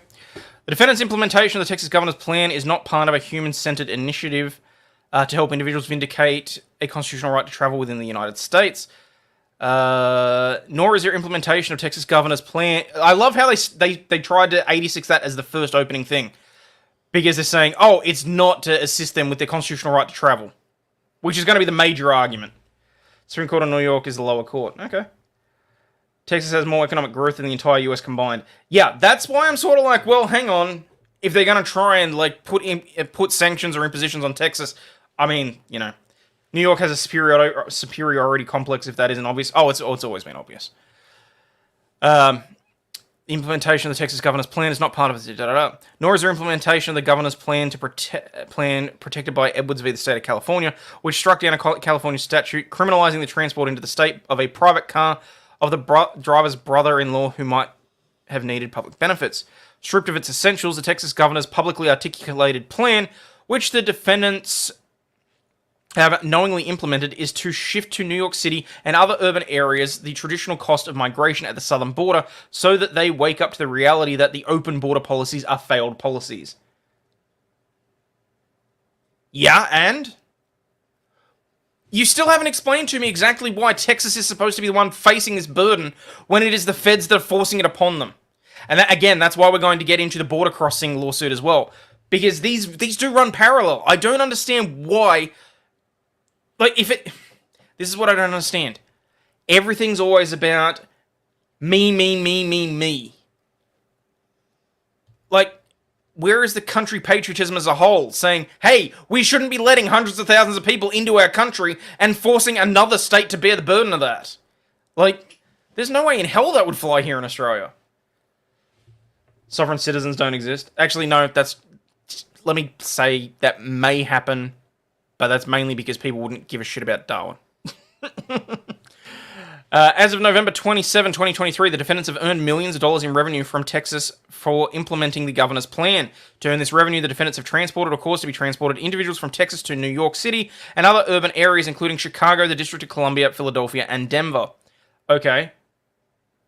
Well, you can't go after them for anything that's happened in Chicago, the District of Columbia, Philadelphia, or Denver, because that's not in breach of any of your supposed laws.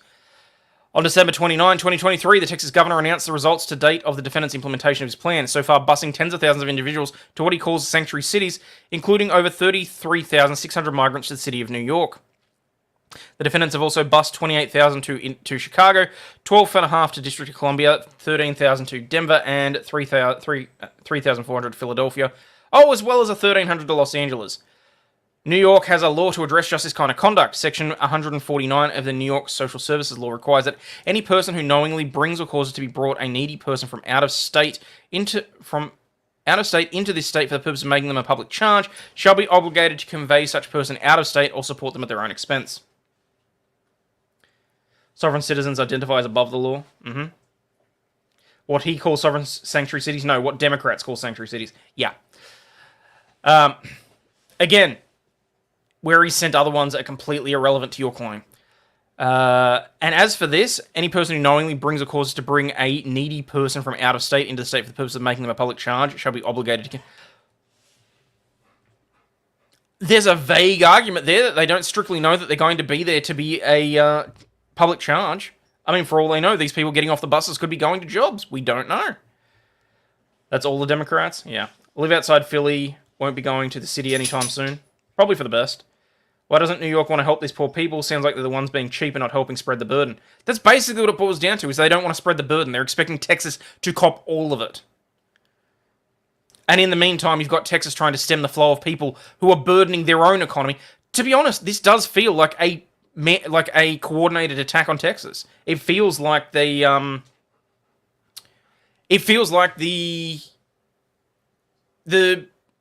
trying to damage the economy in Texas. Presumably because, it's a powerful red state. They're trying to diminish their power. It's pathetic. It really is. All right. Section 149 expressly authorizes a social services commissioner to bring an action to enforce this obligation. In this lawsuit, the New York City Social Services Commissioner seeks payment from the defendants for the cost of the care of the individuals who they have transported or caused to be transported to New York City to implement the Texas governor's plan. As construed in the 19th century case law regarding a similar predecessor statute, New York has narrowly targeted the class of persons for whom the cost for care can be recovered. That class is limited to situations where there is bad faith transport of people into New York with the evil intention of shifting the cost of care to New York. Through Thompson v. Ross and Shaw, this limitation protects individual carriers of passengers who are within the letter but not within the spirit of the act. The transportation of thousands of individuals from Texas to New York for the purpose of making them a public charge, in contravention of Section 149, certainly meets the standard that New York courts have used to define bad faith in this context. I would argue it's not in bad faith. They specifically have been calling themselves sanctuary cities. So I would argue that someone saying, yeah, we're going to take you up on that offer, is not in bad faith. But anyway. Certainly meets the standards that New York courts have used to define bad faith in the context of the intent that to discharge or exonerate one jurisdiction and thereby charge another jurisdiction within the burden of care. As testament to the bad faith and evil intent of the defendants, they're receiving more for their services than it would cost to buy a one-way ticket from Texas to New York City on a regularly scheduled bus.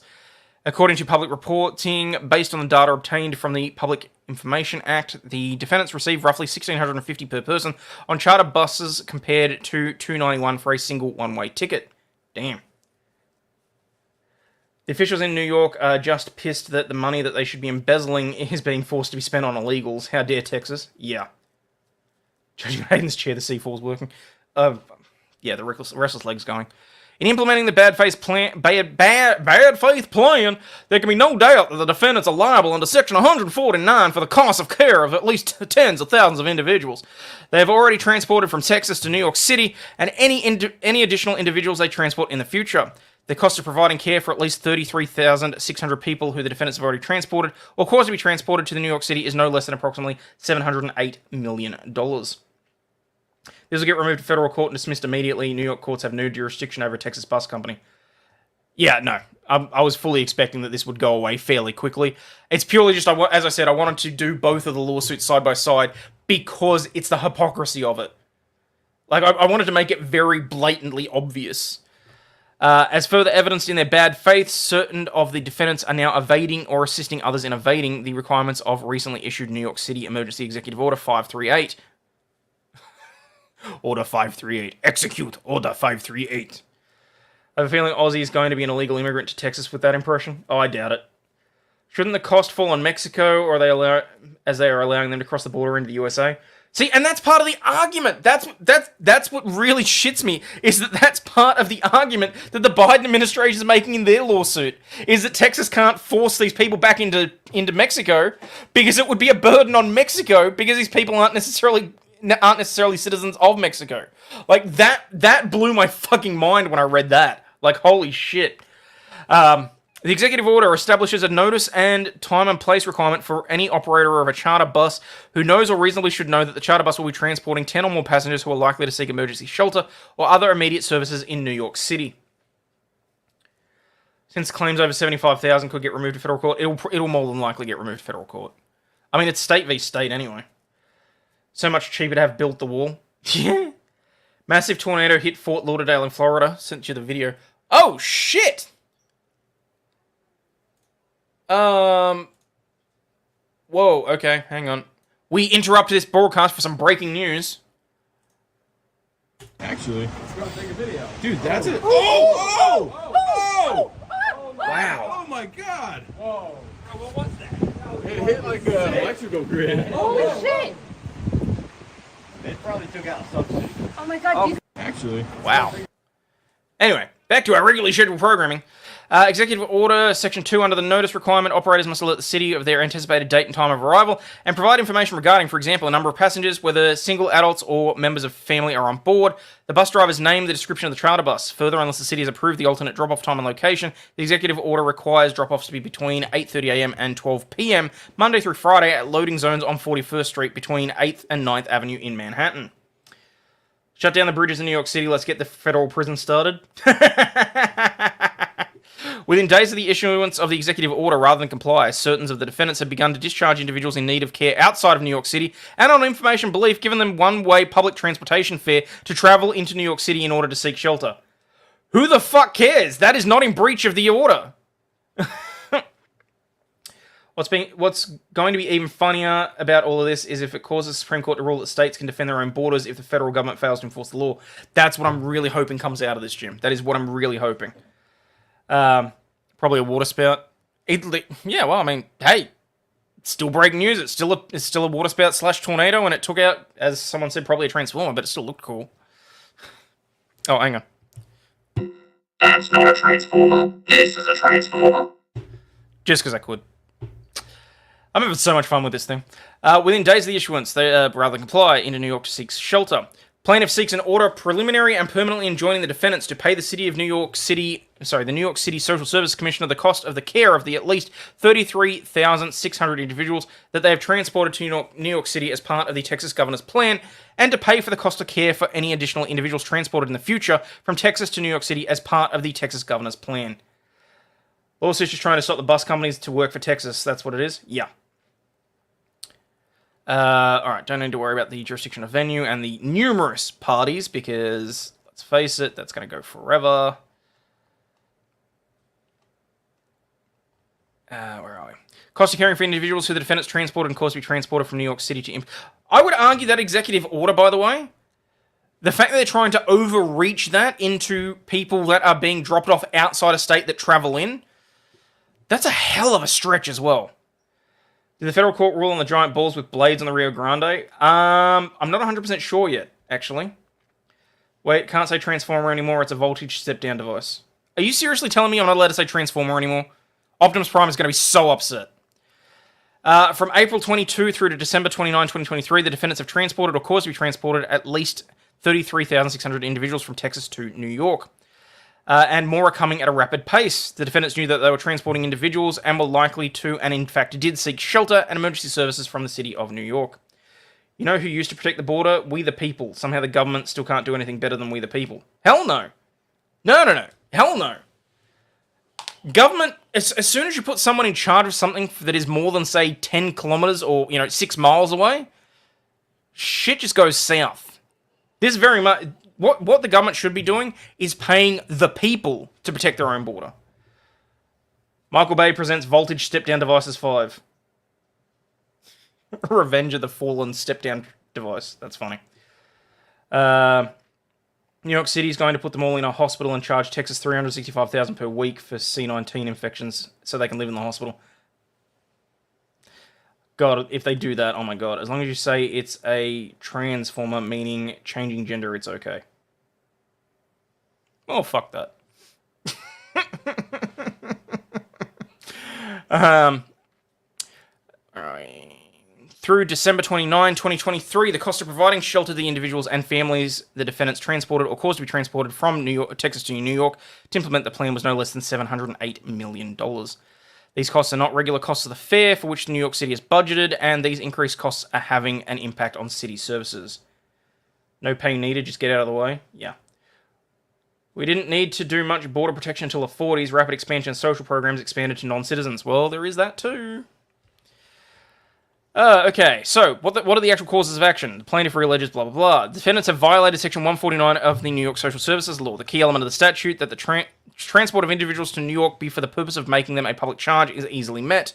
New York Social Services Law, Section 149. The defendants have implemented the Texas governor's publicly announced plan to shift costs from Texas to New York by transporting or causing to be transported tens of thousands of individuals in need of care from Texas to New York City. I would argue, again, that as these are private companies that are being engaged, whatever Abbott has said is irrelevant to this. I mean, they're basically saying they're making it a strict liability offense that if you know that somebody on board is going to be... Oh, wait, hang on. No, it's not strict liability because there is a qualifier there. If you know that people on board are going to become charged of the state, you're committing a crime. Okay. Anyone that they've dropped off out of state and that has then moved into the state, no, you need to fuck right off, because as far as anyone is concerned, as soon as those people are off that bus, they are not in any way responsible for them. Saying that they have to know that they're going to seek shelter, yeah, okay, fine. Let's not beat around the bush here. They probably likely know, or can likely or reasonably assume. Why don't they sue Texas then? Because Texas has sovereign immunity in this case. Any non-budgeted costs have effect on a city service is too broad. Yeah. The defendants have implemented the publicly announced plan. That's irrelevant.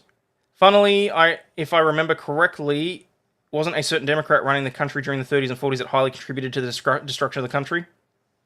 Wouldn't know. At some point, I am going to do a sort of like history lesson. I need to learn more. See ya, Hayo. How do you know they could have family there? That's a good point.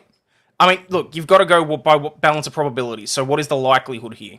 I mean, a reasonable person looking at this is going to say, yeah, okay, fine. They were shipping them to New York. Fine. Fair. We can get beyond that. Because you've got to remember, balance of probabilities, it's just what's more likely than not. It's literally, is it 50.1% more likely that these people are going to be shipped on these buses from Texas to New York for the purpose of shifting the costs? Fine. That's a hurdle that New York gets across. That's okay. The defendants have implemented the Texas governor's publicly announced plan. Is still irrelevant. States can sue states, and most of the time it's trash like Texas versus Pennsylvania. Yeah.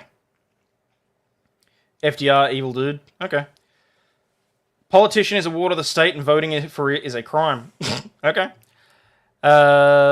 In fact, the defendants have already transported, of course, to be transported at least 33,600 individuals.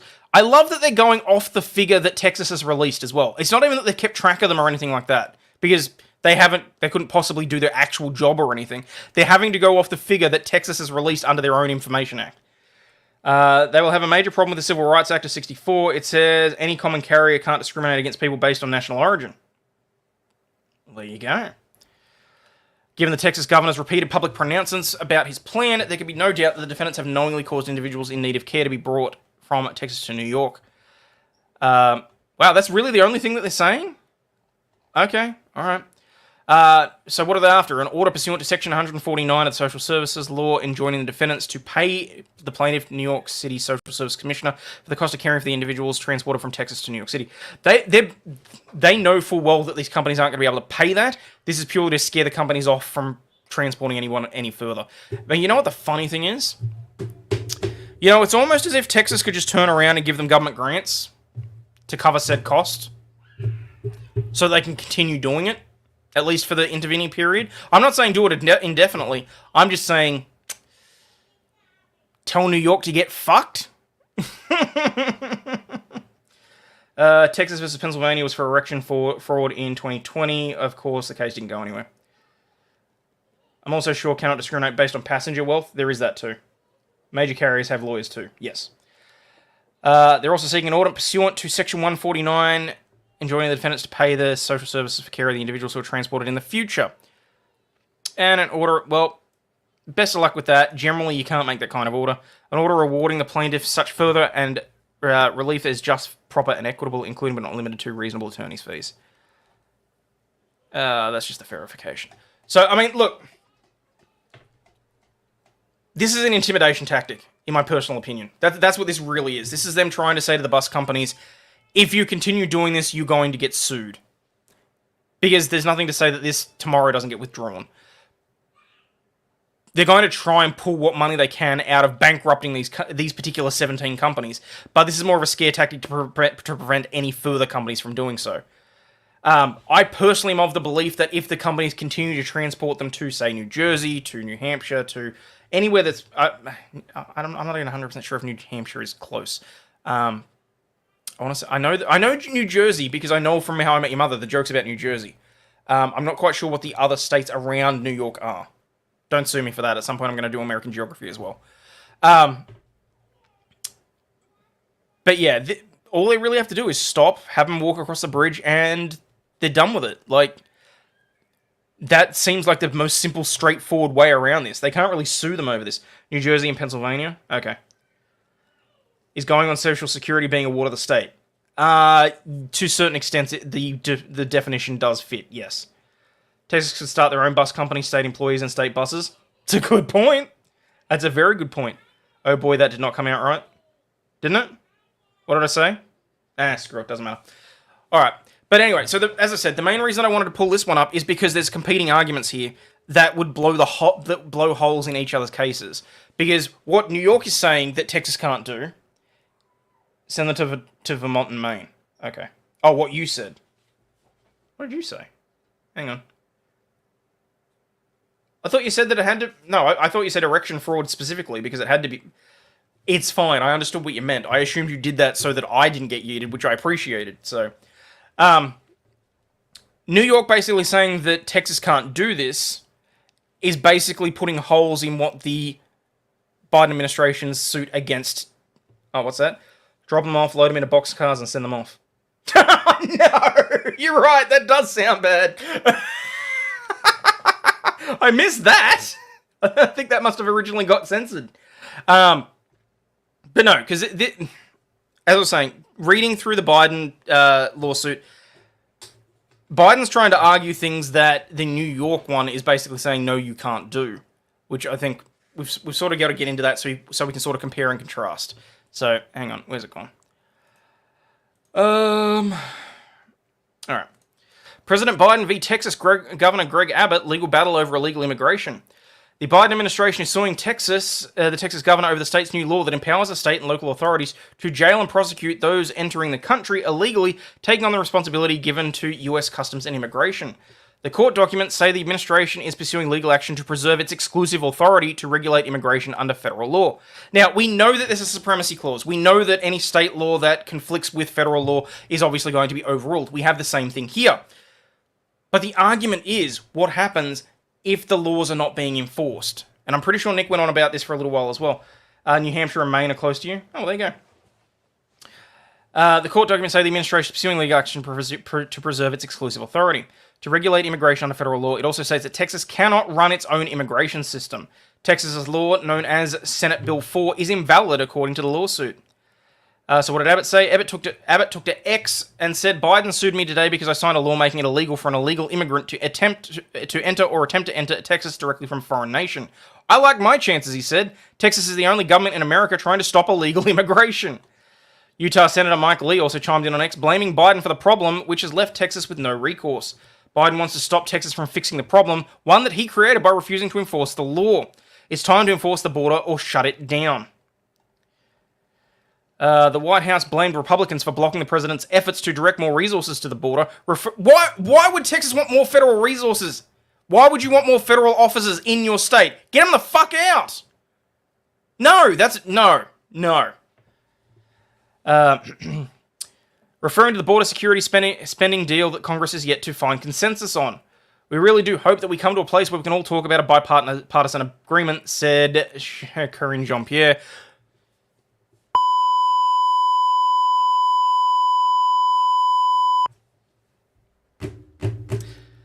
Cheaper to usher than Cage, apparently. This back and forth coincides with House Speaker Mike Johnson's visit to Eagle Pass in Texas on Wednesday. He was accompanied by 60 Republican members of Congress, including Utah Representatives Celeste Malloy and Burgess Owens. because it's a federal job to enforce border security. Yeah, but they're failing to do so. And when they fail to do so, as far as I'm concerned, that's against the... As far as I'm concerned, that's against the powers provided to them by the states. Congress wants to chain border funding in with $65 to $100 billion for Ukraine. Motherfuckers. Abbott has been leading the conversation on illegal immigration occurring through the US-Mexico border. He's long expressed frustration with what is asked of his state while the federal government doesn't manage the border before deciding to start busing migrants to Democrat-run cities across the US and install razor wire along the border under Operation Lone Star. Fuck bipartisan agreements, that always means actual citizens are getting screwed. Yep. But the crisis at the border has only persisted with a surge in illegal immigrant crossings, more than 300,000 in December alone. So let's make that clear. 300,000 people stormed across the border. Yeah, okay, fine. Stormed is an inflammatory language. Fuck it, I don't care. 300,000 people crossed that border in 30 days. And Adams is bitching and moaning that you got 10% of that over the last 2 years. Fuck you. When the government fails to do the job, the 10th Amendment applies and reverts back to the states, as well it should. Aussie understands Texas better than the US, barely their president. Texas has already declared an invasion. Yes! And the federal government has refused to do anything. Because, as I said, like, I know it sounds conspiracy theorist, but it makes sense in my head, and it is scary, okay? The fact they are letting in all these people that are going to feel beholden to the Democrats, that are going to feel beholden to the left for letting them in, and then, I don't know, down the track, probably before a certain individual gets, kicked out of government, declaring that all of these people are automatically, all of a sudden, have voting rights. And, all of a sudden you've got 300,000 people in just December alone. In Texas, they'd be willing to vote blue because that's who let them into the country. That's who gave them the right to vote. You cannot tell me that that's not a coercive voting process. Merry Christmas, Texas. Look what Biden got you. Exactly. So on December 18, Abbott signed Senate Bill 4, which is set to take effect on September 1.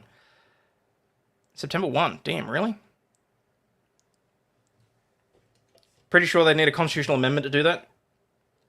I thought someone said that they got naturalized as citizens or something. Sorry, that's what I was talking about. Was I don't know. This is why I want Kurt here. I reached out to him.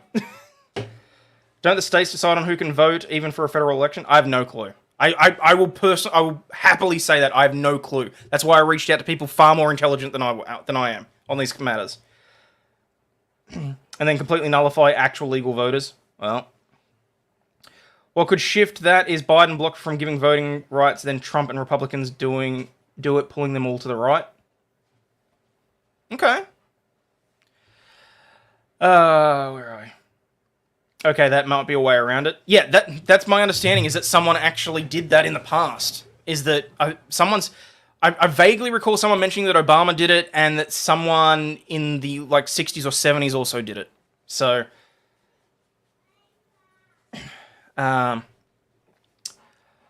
crisis at the borders only persisted. They argued the law is unconstitutional. The strict immigration law also prompted a threat from the Justice Department, which warned Texas that it would file a lawsuit should the state not willingly backtrack on enforcing Senate Bill 4 and issuing a deadline of January 3, which came and went. Yeah, so it was Reagan. Yeah, so I wasn't wrong. Might all be mute 2 hours from now. Patriotic community worry about speech at 8 p.m. I presume Mighty Meat will be streaming that. I would suggest that everyone watch that then. Reagan did in the 80s, did not work but tried. Okay.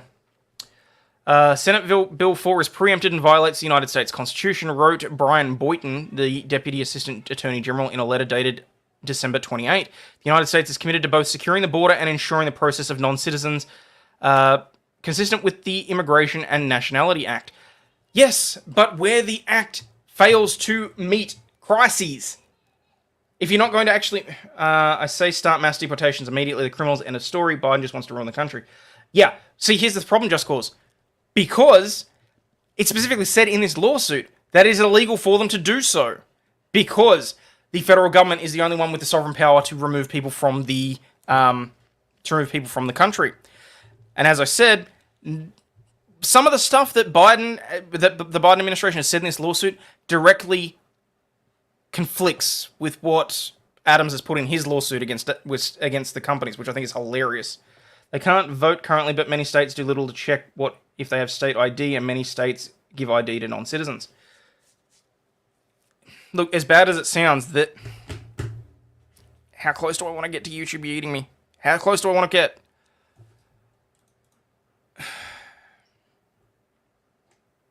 I don't know. I don't know how close I want to get. It was Reagan. It was passed through Congress. Okay. Shame the morons behind this will never see justice. Expat from the US to Europe. If I've committed one of those crimes, I will for sure get the door on my ass. Oh, there you go. Why are they busing them already to poverty-stricken areas? Why not send them to where the rich celebs live in their gated communities? Probably to prove a point, frankly.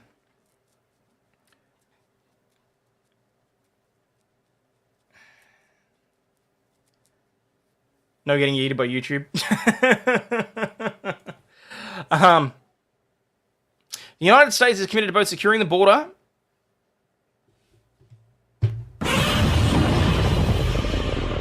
motherfucker, and ensuring processing of non-citizens consistent with the Immigration and Nationality Act, adding that the Texas law is contrary to these goals.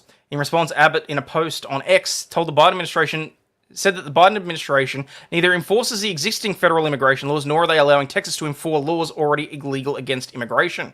Biden is destroying America. Texas is trying to save it. Send them to Washington, D.C. That'd be fun. Put your rant on locals. Oh, no, it's more just... It sucks because I have to censor myself on this. Because I know that there are certain things that I could say right now about both of these lawsuits that could easily be said to be misinformation and could get me yeeted. Other legal feuds between Texas and Biden. In December, the administration asked the Supreme Court to allow for the removal of the razor wire fences. In an emergency appeal over the lower courts ruled in favor of Texas, restricting the wire from... What? An emergency appeal after the lower courts ruled in favor of Texas. Yeah, because the balance of convenience is in favor of Texas. Rich communities equals well-funded police agencies. New York City has a shelter law and is a sanctuary city. True. There needs to be some incentive not to cross the border illegally, like denying future citizenship or something for people convicted of illegal border crossing. That might be extreme, but no, I agree with you, Michael. I'll say it, both lawsuits are bullshit. Fair enough. Texas Attorney General Ken Paxton has vowed to fight the lawsuit brought by the ACLU and the Biden administration, saying Texas has a sovereign right to protect the state. Abso-fucking-lutely they do. If the federal government is going to fail in their sworn duty to protect the states of the United States, then what is the point of the federal government? They can go and get fucked. Hold up a piece of paper with your true thoughts on it so we can see? No. Maybe have a stream run on Rumble as well. Maybe. We'll see.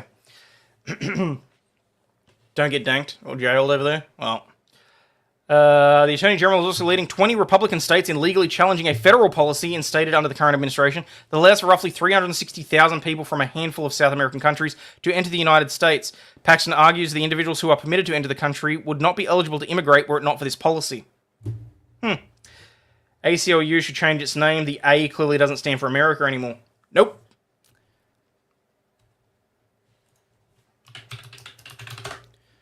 No, the A stands for affluent. That's what it stands for. Alright, so let's get stuck into this one. It's 18 pages, and there's going to be some ranting and raving in the middle. Aussie is currently streaming on Rumble. Yes, but I think what they were suggesting is that I go over to Rumble exclusively so that I could do the rant. It's fine. Texas joining the union had extra strings attached that I'm sure the AG will pull. Fingers crossed. Alright. United States District Court for the Western District of Texas, Austin Division, the United States of America. Kind of bugs me that they say the United States of America, because I'm pretty sure the people themselves... I mean, I get that Biden is the embodiment of the will of the people, at the moment. Really feels like he's not, though. Against the state of Texas, Greg Abbott, in his official capacity as governor of Texas, the Department of Public Safety, Stephen C. McCraw, in his official capacity as director of the Texas Department of Public Safety. The United States brings this action to preserve its exclusive authority under federal law to regulate the entry and removal of non-citizens. Texas's Texas's Senate Bill 4 creates purported state immigration crimes for unlawful entry and unlawful re-entry, permits state judges and magistrates to order the removal of non-citizens from the country, and mandates that state officials carry out those removal orders. But Texas cannot run its own immigration system. Why? If the federal government is failing to enforce the laws that are on the books on behalf of the people, of which includes Texas, I kind of feel like there's no conflict there. Petrodollar's dying, these are all symptoms. Remember when the ACLU actually defended First Amendment cases instead of being a defender of identity politics? Biden needs to be inside a nursing home. Let's be clear, I don't think Biden's the one pulling the strings. Let's be perfectly honest. Hello, great success. Thank you for being over on Rumble. Its efforts through Senate Bill 4 intrude on the federal government's exclusive authority to regulate the entry and removal of non-citizens, frustrate the United States immigration operations and proceedings, and interfere with U.S. foreign relations. Which, by the way, is another impeachable offense for Biden. Senate Bill 4 is invalid and must be enjoined. It's a third Obama term right now. That's what it certainly feels like. Overturning Roe v. Wade meant the federal government can't make any laws or restrictions on any other states. I didn't say it.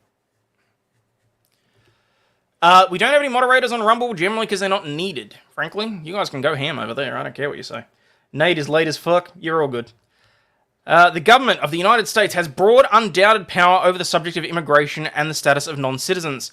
Arizona v. United States. Indeed, the regulation of non-citizens is so intimately blended and intertwined with the responsibilities of the national government that where it acts and the state also acts on the same subject, the state law must give way. Okay, so here's the thing. Given that these people are committing crimes in Texas, why should they not be arrested and handed directly over to the feds so that they can house and look after them? Imagine how stretched the federal resources would be then. If they're the ones that are that you can't just let these people into the country and let them go free. How are you even going to find half of them? Except the federal government is not acting. Exactly. Indeed, the regulation of non-citizens so intimately blended where it acts, the state acts on the same subject. Yep. Texas Senate Bill 4 is preempted by federal law, and thus violates the Supremacy Clause of the United States Constitution. That conclusion is strongly reinforced by the Foreign Commerce Clause, which is one of the sources of Congress's power to regulate immigration, and which simultaneously limits the power of the states to engage in such regulation. Suck on that one, Adams! In this action, the United States seeks a declaration invalidating and an order enjoining the enforcement of Senate Bill 4 before it takes effect on March 5, 2024. Jurisdiction parties, don't care about that. Constitutional and statutory authorities. Under the Constitutional Supremacy Clause, the Constitution and federal immigration laws, including the Immigration and Nationality Act, are, like all federal laws, the supreme law of the land, anything in the constitutional laws of any state, to the contrary notwithstanding.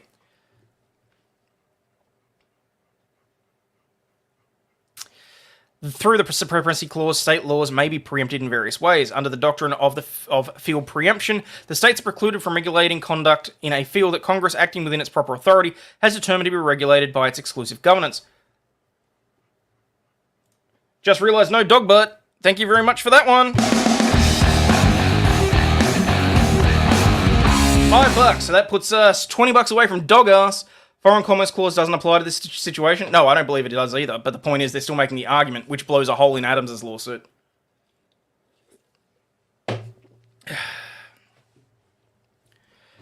The intent to displace state law altogether can be inferred from the framework of regulation so pervasive that Congress left no room for the states to supplement it, or where there is a federal interest so dominant that the federal system will be assumed to preclude enforcement of state laws on the same subject. State laws are also preempted when they conflict with federal law. This includes cases where the compliance with both federal and state regulations is a physical impossibility.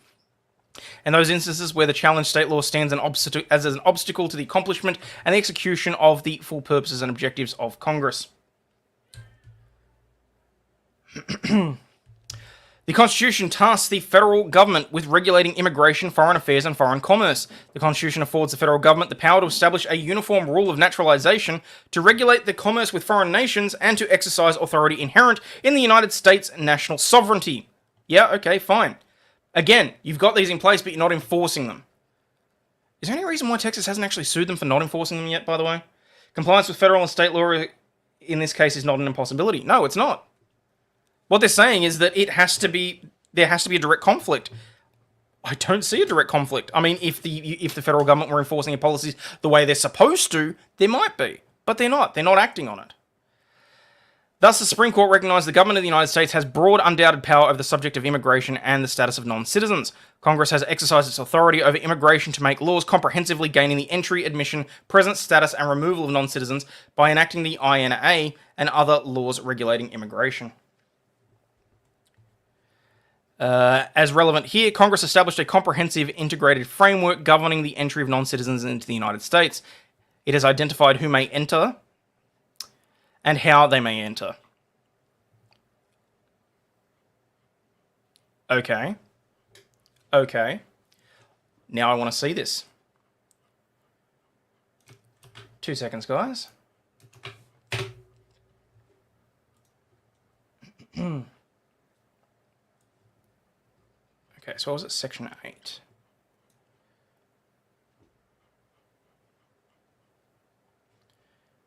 Okay, so this is the section that they're talking about. Admission of immigrants into the United States. Except as provided by subsection B and subsection C, no immigrant shall be admitted to the United States unless at the time of application for admission they have a valid, unexpired immigrant visa or was born subsequent to the issue of such visa of an accompanying parent, and 2, presents a valid, unexpired passport or other suitable travel document or document of identity and nationality if such document is required under the regulations issued by the Attorney General. With respect to immigrants to be admitted under quotas of quota areas prior to June 30, 1968. Let's put that into perspective, by the way. That's a good 70 plus 24, almost 100 years ago that this was put in place. Kind of feel like immigration's changed a little bit since then. You literally have 300,000 people streaming across the Texas border. Pretty sure that wasn't happening in 68. Wait, did my chat die? Is my stream dead? Did YouTube get me? Okay.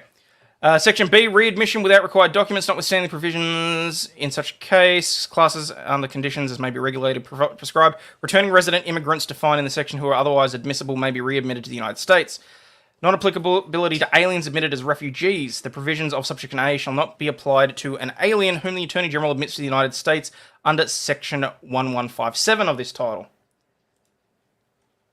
What happens here in Australia? Does the state pay the feds to take them, or is it all federal? I've never thought of it, though. Immigration here is, depends on the way that you come in. Generally, you already have your paperwork and everything in place to make sure that, you're not going to be a burden on the state. You've got... Our immigration process is fairly robust. It's more... If you're coming in and you're an illegal immigrant, for example, if you come in on the boats, then you wind up in Nauru getting processed. And... that's all federal, basically.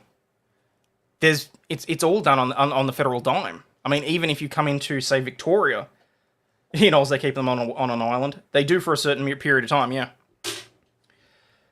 Why does it matter? It has changed since then. Congress has plenty of time to change the law if they think the changes are needed. Yeah, okay, fine, Mads.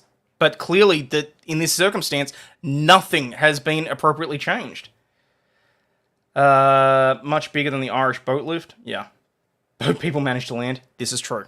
And then they get put into detention. Where are we? Usual admission of refugees and admission in emergency situations, except as provided with subsection B, the number of refugees who may be admitted under the section of fiscal year. Wait, what? Okay, that specifically relates to 1980, 81, and 82. What the hell is this? Dog cam, it's also on... oh, hang on.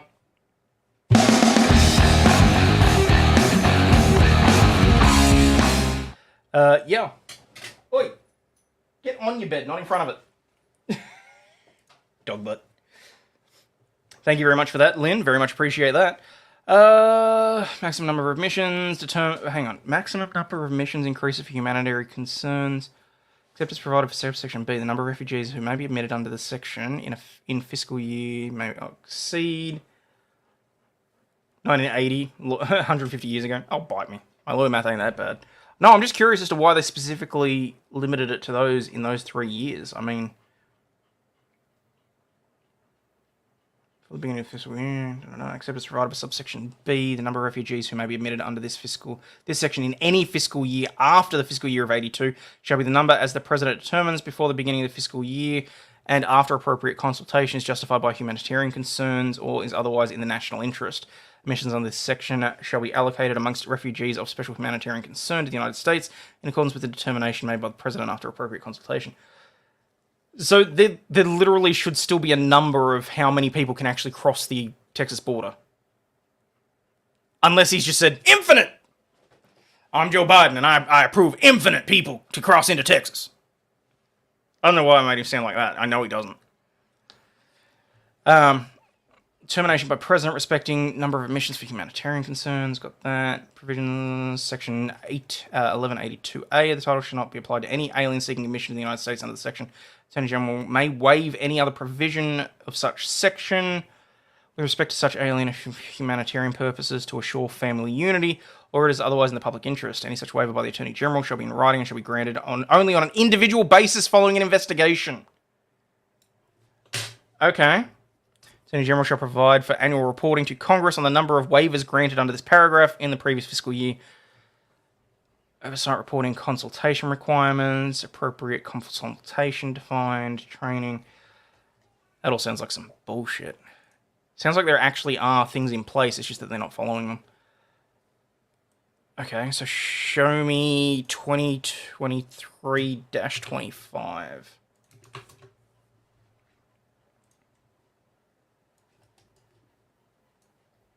Okay. Code section 2223. Entry from a foreign territory and adjacent lands. Attorney General shall have the power to enter into contracts of transportation lines for the inspection and admission of aliens coming into the United States from a foreign territory. No such transportation line shall be allowed to land any such alien in the United States until unless it has entered into such contracts as may be required. Every transportation line engaged in carrying alien passengers for hire, blah, blah, blah, landing agreements, blah, blah, blah. What the fuck? Let's be honest, if the Democrats don't let all the young, poor, military-age men into the country illegally, then who's going to vote for them? That's what I said like 20 minutes ago. Every transportation line engaged in carrying illegal passengers for hire to the United States. So basically what they're saying is that there are lawmakers not following the law. Color me shocked. I know, right? So what they're saying is, oh, we already have these laws in place for how people may enter the country, which specifically do not cover the current situation, because it looks like they've... Jesus Christ, that's what they're hanging their hat on? Are you serious right now? What the fuck? I hope this gets nailed to the fucking wall. Congress has also imposed federal criminal penalties on non-citizens who enter or re-enter the United States unlawfully.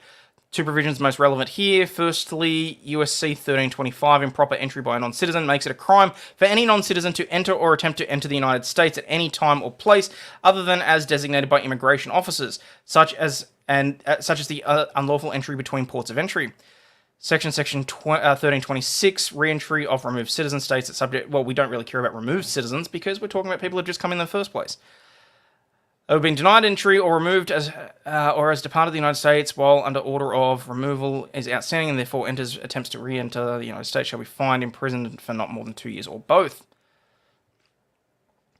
In terms of removal, the Supreme Court has confirmed that the removal process must be entrusted to the discretion of the federal government, in part because of a decision on removability touches on foreign relations and must be made with one voice. The middle of the Rio Grande is not a port of entry? Yeah. Federal law sets forth a comprehensive removal framework. It identifies the grounds for removal, the requirement for commencing and administering removal proceedings. Oi!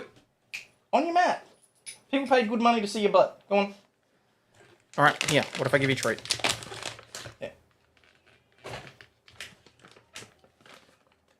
It's over there, dumbass. Over there. Over there. Over there. Labradors, born without brain cells, I swear. Many of these allowed to enter may have to have been removed before, possibly. Shit, where did I get to? Federal sets identifies the removal requirements, commencing administrating removal proceedings, and the protections afforded to non-citizens throughout the process. For example, federal law states that during the removal process, which are overseen by specialized immigration judges, non-citizens must be given certain rights, including the right to be represented by counsel of their choosing, and a reasonable opportunity to examine evidence against a non-citizen, to present evidence on the non-citizen's own behalf, and to the cross-examination of witnesses presented by the government. Look, I hate this. I really do, because this is going to hurt me as a lawyer to my core. Because this is about due process. When you have 300,000 people streaming across the border in 1 month, they need to shut the gates. Because you cannot have due process of each and every one of those people rapidly, within due course, within reasonable time. It's literally, you can't process them fast enough, even if it was the case. To get through the backlog, we need lots more judges. Yeah.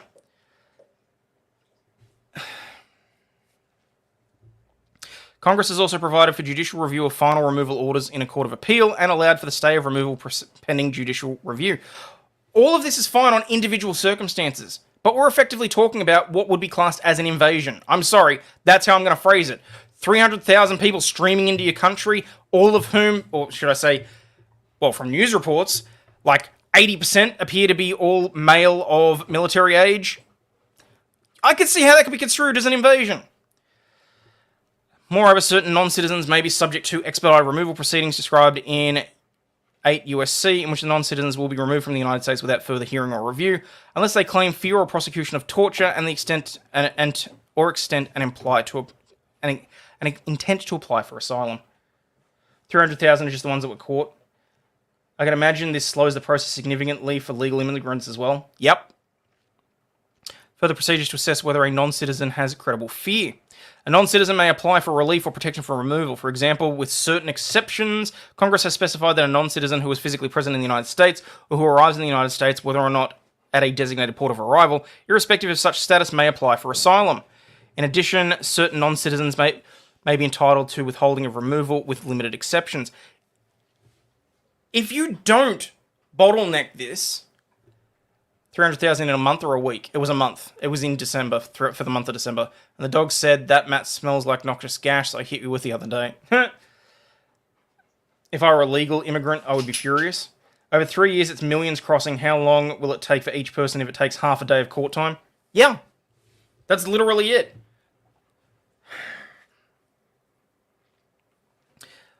Arguably, the federal government is fucking up here by not allowing the Texas bill to go through because they're denying these people the right to due process. I mean, it's for a benefit to these individuals, but they're also denying them due process anyway. Except those coming through Mexico cannot claim asylum here. They must stop in the first safe nation they enter, which in this case is Mexico. The dog sits just off cam. Yeah, I know. Damn it. Sorry about that, people. In addition, certain non-citizens may be entitled to withdrawal of removal with limited exceptions if they establish the likelihood that will face persecution if removed from the proposed country of removal. And non-citizens may also be entitled to protection from removal consistent with US obligations under Article 3 of the Convention Against Torture and Other Cruel, Inhumane, or Degrading Treatment or Punishment, if they were tortured when removed to the proposed country of removal. If the non-citizen is an unaccompanied child, that's a fair exception. Congress has provided additional protections, including the child must be transferred to the Office of Refugee Resettlement of the Department of Health and Human Services, which generally must place the child with a care provider in the least restrictive setting, as is the best interest of the child. Federal law also provides recourse to non-citizens who are subject to removal proceedings. Certain non-citizens in removal proceedings may apply for relief from removal, and if the order is removed, may file for a motion of reconsideration. In lieu of being subject to removal proceedings or formal removal, certain non-citizens may be permitted to depart the United States at their own expense at the discretion of federal immigration judges.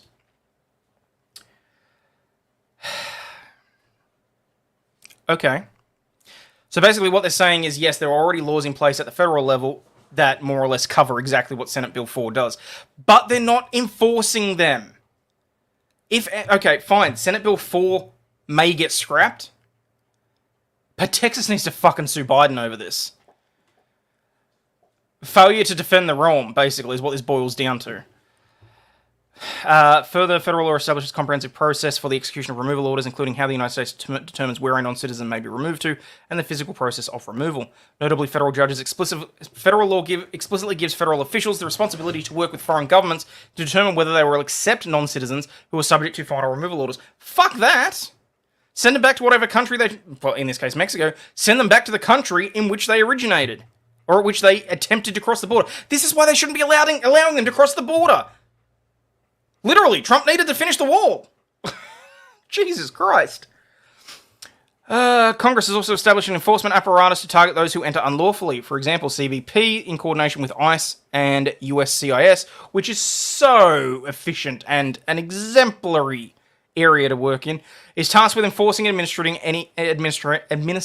any immigration laws, including the inspection, process, and admission of persons who seek to enter the United States, and the detection, interdiction, removal, and departure from the United States of persons unlawfully entering or who have recently unlawfully entered the United States.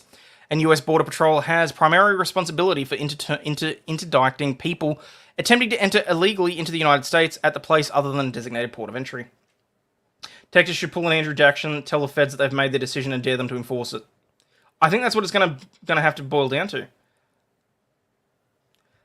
Dog is smart, doesn't want to be only known for dog butt. They're criminals, they deserve to be held accountable and then deported. That's how I would call it. That is how I would call it.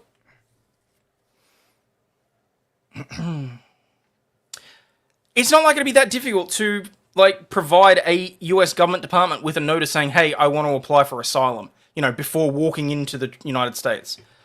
Federal law also gives DHS the power and duty to control and guard the border against... Yeah, hang on. They said the quiet part out loud again. The power and duty to control and guard the border against illegal entry, and to perform such acts as necessary for carrying out such authority. They said the quiet part out loud. They have a duty to guard the border and to perform such acts as to carry out such authority. They are failing to perform such acts. So, arguably, found out in March what it is he's been having... Oh, you're talking about the dog. So 1 mil, 4 hours each court time equates to 4 million hours of court time. To do this 90 days, it would take 5,555 judges.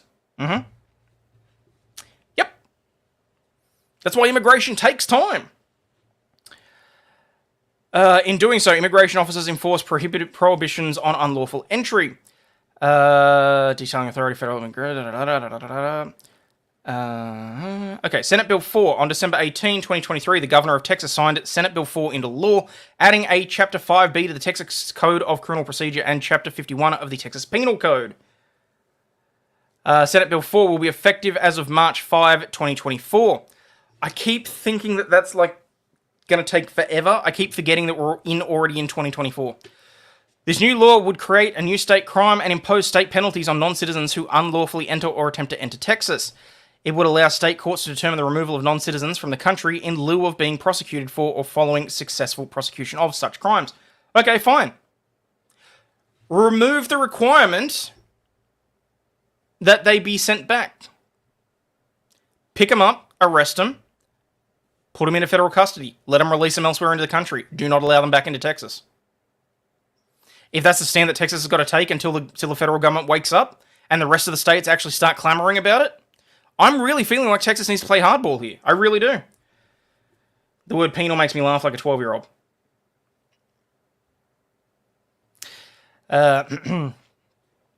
Also allow state courts to order the removal of non-citizens from the country in lieu of being prosecuted. First, Senate Bill 4 effectively makes it a state crime for non-citizens to violate USC 1325A, which, as noted, bars non-citizens from entering or attempting to enter the United States at any time or any other place as designated by immigration officers. He can put the National Guard on the border and shut it down. The National Guard operates under the discretion of the state governors. Okay. Just bring back the stay in Mexico policy. This issue affects all states as well. Yeah. Here's the problem. They're talking about exercising exclusive jurisdiction. We've seen plenty of cases where states have the exact same crime as federal. I'm trying to think of one off the top of my head because I don't think murder works.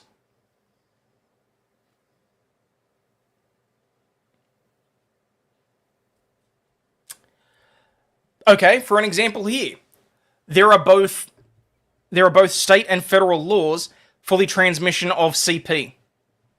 You can be found criminally liable and convicted of a crime for production and transmission of CP, both under federal law and under state law, under the Crimes Act and under the Telecommunications Act. Just because they run concurrently does not mean they're in conflict. And that also does not mean that it should be the exclusive jurisdiction of the feds. Texas is already using the National Guard. It does not work. That's why the president needs governor approval to deploy the National Guard to deal with disasters. Attempting the United States at any time other than designated immigration officers. Like USC 8, it bars non-citizens from entering and attempting to enter Texas directly from a foreign nation at any location other than the lawful port of entry. I don't have an issue with that. I don't believe that there's any sort of conflict with that. They're basically just saying, no, we must protect our fiefdom. You know protect against same thing. Like, what the fuck? Senate Bill 4 creates affirmative defenses to the crime if the federal government has granted the non-citizen lawful presence or asylum. The non-citizen was approved for benefits under the Federal Deferred Action of Childhood Arrivals Program between June 15, 2012 and July 16, 2021, or the non-citizen has not violated Title 8, Section 1325. Senate Bill 4, Section 2... Senate Bill 4. New state crime is punishable as a Class B misdemeanor, which includes a fine and up to $2,000 or imprisonment of up to 180 days. If, however, the non-citizen has previously been convicted under Senate Bill 4, then subsequent violation of that provision is a state jail felony. Senate Bill 4, Section 2 is generally punishable by fine up to $10,000 and or imprisonment for 180 days, for between 180 days and 2 years. Could solve this problem in a week. If you don't have US issued asylum paperwork, back you go. No papers, default judgment. You have a hearing, and on the plane you go. Seems like it'll work to me. State jail felony, which is generally punishable. Second, Senate Bill 4 seeks to track Title 8, 1326, which generally bars non-citizens from entering or attempting to enter or being found in the United States if they've previously been denied admission or removal. This is going to be interesting, actually. Live in a rural area and migrants I've seen walk around this on the side of the roads. With the addition of snow and snowplows, this will get messy. Don't eat the red snow. Or the yellow snow, for that matter. Senate Bill 4... Unlike with the state crime of lawful unentry, there is no affirmative defense to a violation of the provision of unlawful reentry. An order for removal means an order issued under either federal or state law or any agreement which the non-citizen stipulates to removal pursuant to criminal proceedings under either federal or state law. The new state crime is generally a Class A misdemeanor punishable by a fine of up to $4,000 and or the imprisonment for up to 1 year. Under certain circumstances, such a violation is a third-degree felony or a second-degree felony. Texas courts cannot abate the prosecution of offense under Sentence Bill 4 on the basis that federal determination regarding the immigration status of the defendant is pending or will be initiated. Third, Senate Bill 4 allows state judges and magistrates to order the removal of non-citizens from the country. Where are you going to hold 300,000 people until the hearings, though? Exactly. When you get 5,000 per day, having a hearing at 1 hour is still 5,000 hours, still 625 judges at 8 hours per day. Yeah. So they need to close the damn border.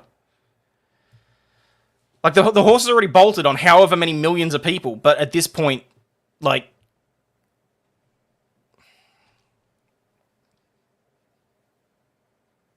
You know what would be really funny, though?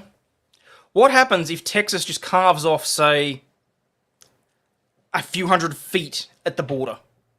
Builds their own wall across the length of the area where they can get in, but technically they've entered the United States. It's just that they can't go anywhere. Aside from either side of the wall, which is into the other states. I mean, it'd be prohibitively expensive, but... Of the 300,000, how many are kids?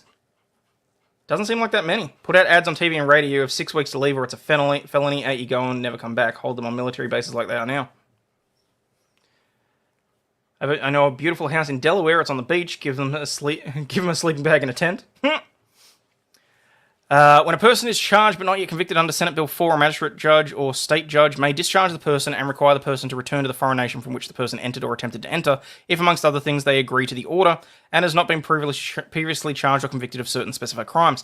Additionally, if a person does not consent to the removal and is ultimately convicted under under Senate Bill 4, removal is mandatory. This all seems more than happy to be one of the 625 judges. You know what? Fly me in. I will happily sit on the bench on that. Why not just build rooms that say welcome and then have them end up in jail cell? Hey, Burberries.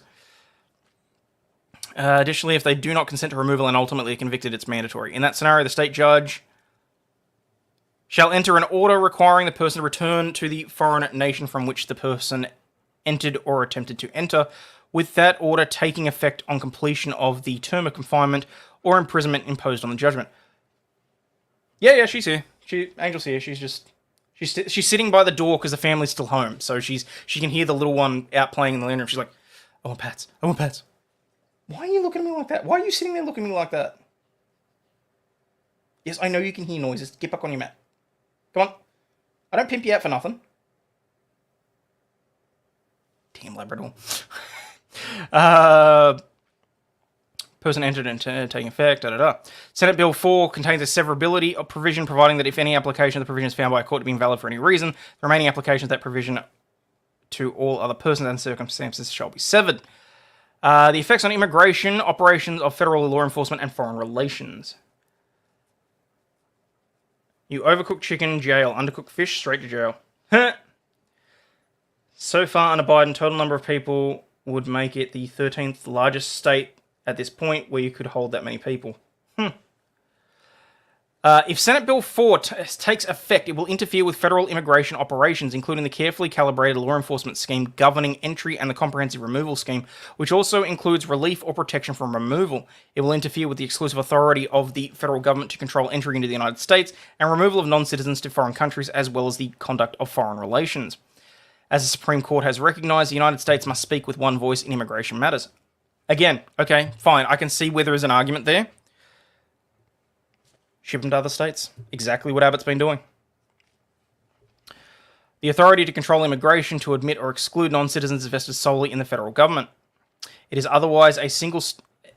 it was otherwise, a single state could, at her pleasure, embroil us in disastrous quarrels with other nations.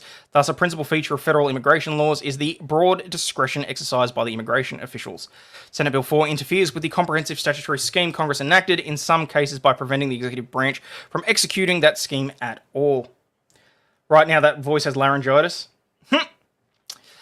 Even to the extent that Senate Bill 4 has the same aim as federal law and adopts its substantive standards, were Senate Bill 4 to come into force, a state would have the power to bring criminal charges against individuals for violating a federal law, even in circumstances where federal officials in charge of the comprehensive scheme determined prosecution would frustrate federal policies. Okay, so remove all reference to the federal law.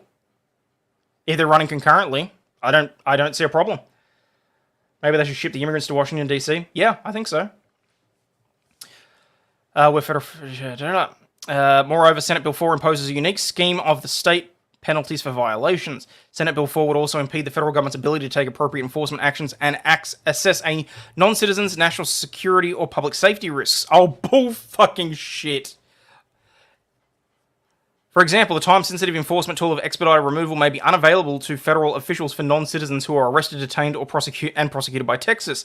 Basically, they're saying, if we find out that someone is that bad that we want to get rid of them faster, and they're in Texas in Texas custody, we can't do that. Are you fucking kidding me right now? Why is this difficult? Why isn't the law simply that illegals go home? Because there's so many bleeding hearts, and people have abused the intention of asylum seeking, basically, over however many decades. Big old house in Pennsylvania Avenue that's got plenty of room, can't miss it. Oh my god. And if a non-citizen exits a port of entry without federal removal order and later re-enters the country, the federal government may not be able to prosecute that non-citizen for illegal entry. Why? Why would you not be able to do so? Senate Bill 4 also interferes with federal immigration proceedings. The state law forbids abatement of an Senate Bill 4 prosecution where a non-citizen has a pending determination of immigration status before the federal government, including application for asylum or adjustment of status. Irrespective of such non-staticism, a non-citizen facing Senate Bill 4 enforcement proceedings, while a federal determination of their immigration status is pending, including but not limited to the removing proceedings, may be impeded from participating in federal proceedings. I'll get fucked. You honestly telling me that if someone's in custody in Texas, that it's going to prevent them from engaging in federal proceedings? If anything, it'll make it easier because they'll probably have laptops with Zoom. Are you fucking kidding me right now? Senate Bill 4 would interfere with the federal government's inability to conduct foreign relations by imposing criminal penalties and immigration consequences on foreign nationals based on their entry into the United States. The dynamic nature...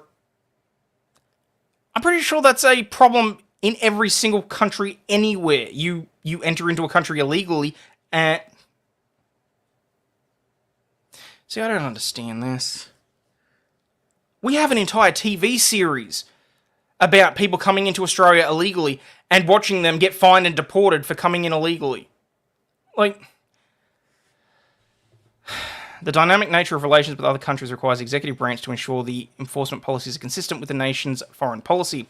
The foreign relations concerns are exacerbated because the purpose and effect of the Senate Bill 4 would be removing non-citizens to Mexico regardless of their nationality. And it's returning them to the country for which they entered. It shouldn't be a problem if they're in Mexico. Because presumably, from Mexico, they can go back to wherever they came from. I really don't think it's that difficult.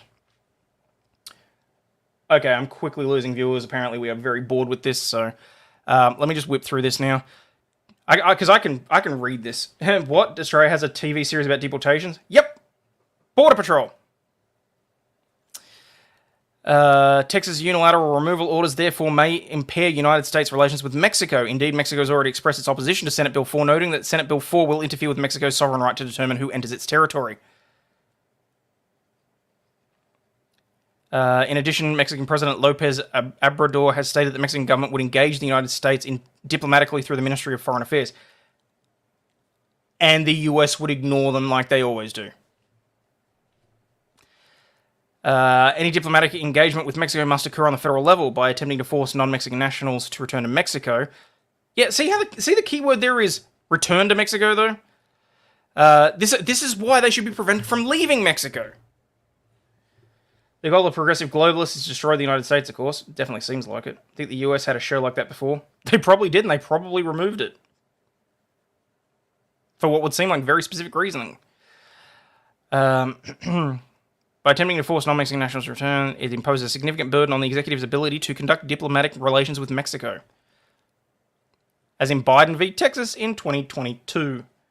We're not bored, we're disgusted with our installed president. The wall was built, we wouldn't be having this problem at the border. Nope.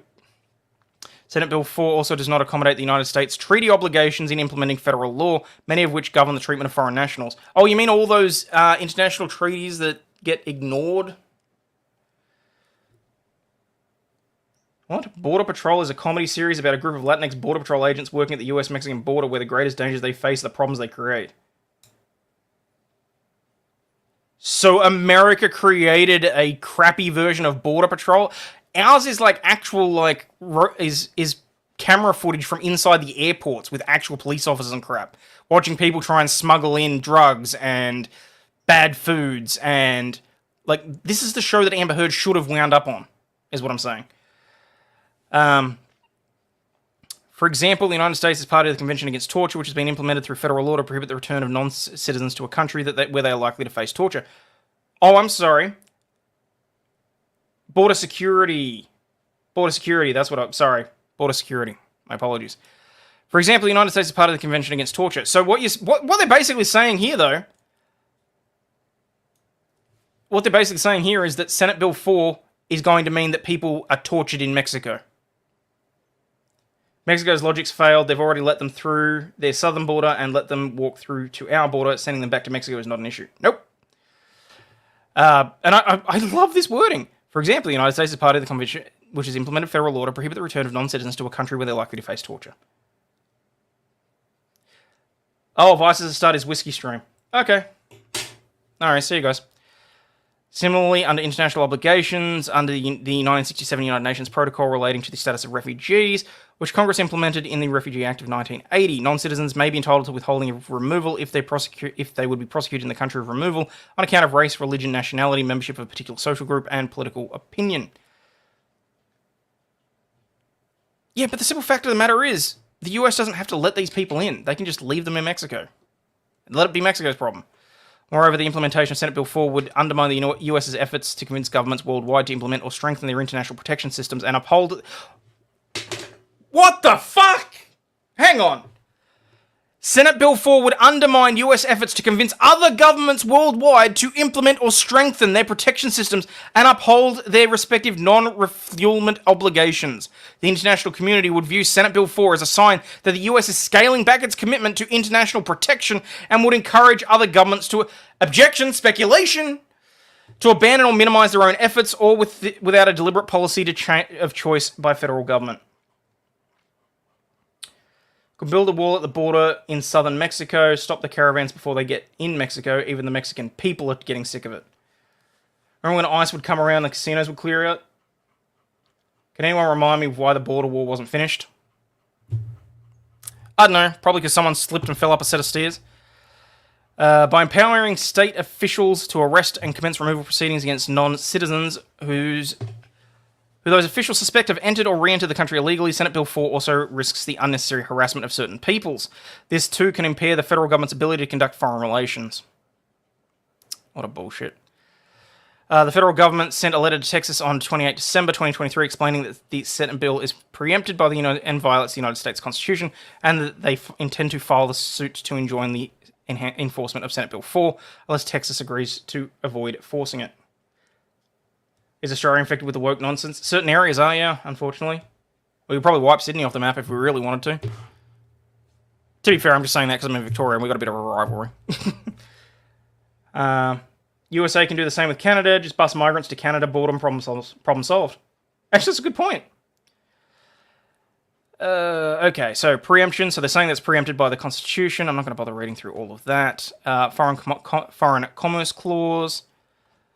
Prayer for relief. Declare that Senate Bill 4 violates the Supremacy Clause and the Foreign Commerce Clause and is therefore invalid, primarily and permanently enjoin the defendants as well as the successors, agents, blah, blah, blah, from enforcing it, award the United States its costs in this action, and grant any other relief the court deems fit, just, and proper.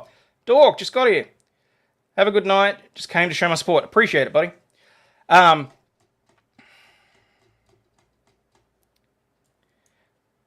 See, the hilarious thing is, as I said, there are certain things in there that the Biden administration is putting in there saying that it is the exclusive realm of the feds to enforce that Adams is trying to use against Abbott and the buses, which I think is just hilarious. Anyway, okay. Oh, shit, we're already 2.5 hours in. Guys, I'm probably going to have to leave it there. I'm really hoping I can do a more in-depth conversation about this because I have many questions. And I'm really hoping that I can grab a hold of somebody when they have time. But, look, in the meantime... Wait, over here. Oh, look how messy this office is. I really need to clean this room up. Yeah, okay. Over here. Look at the camera. Look at the camera. Anyway, guys, I'm going to get out of here. As always, please remember, you're not a piece of shit. You have value and you do contribute to society, especially if you do not cross illegally into Texas.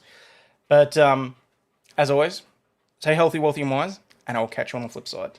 Sorry I have to run. I've just realized something very important's come up, and I'm going to get out of here. Peace out, peeps. See ya. This shit, I'm out. Fuck this shit, I'm out. No thanks. Don't mind me. I'ma just grab my stuff and leave. Excuse me, please. Fuck this shit, I'm out. Nope. Fuck this shit, I'm out. Alright then. I don't know what the fuck just happened, but I don't really care. I'ma get the fuck up out of here. Fuck this shit, I'm out.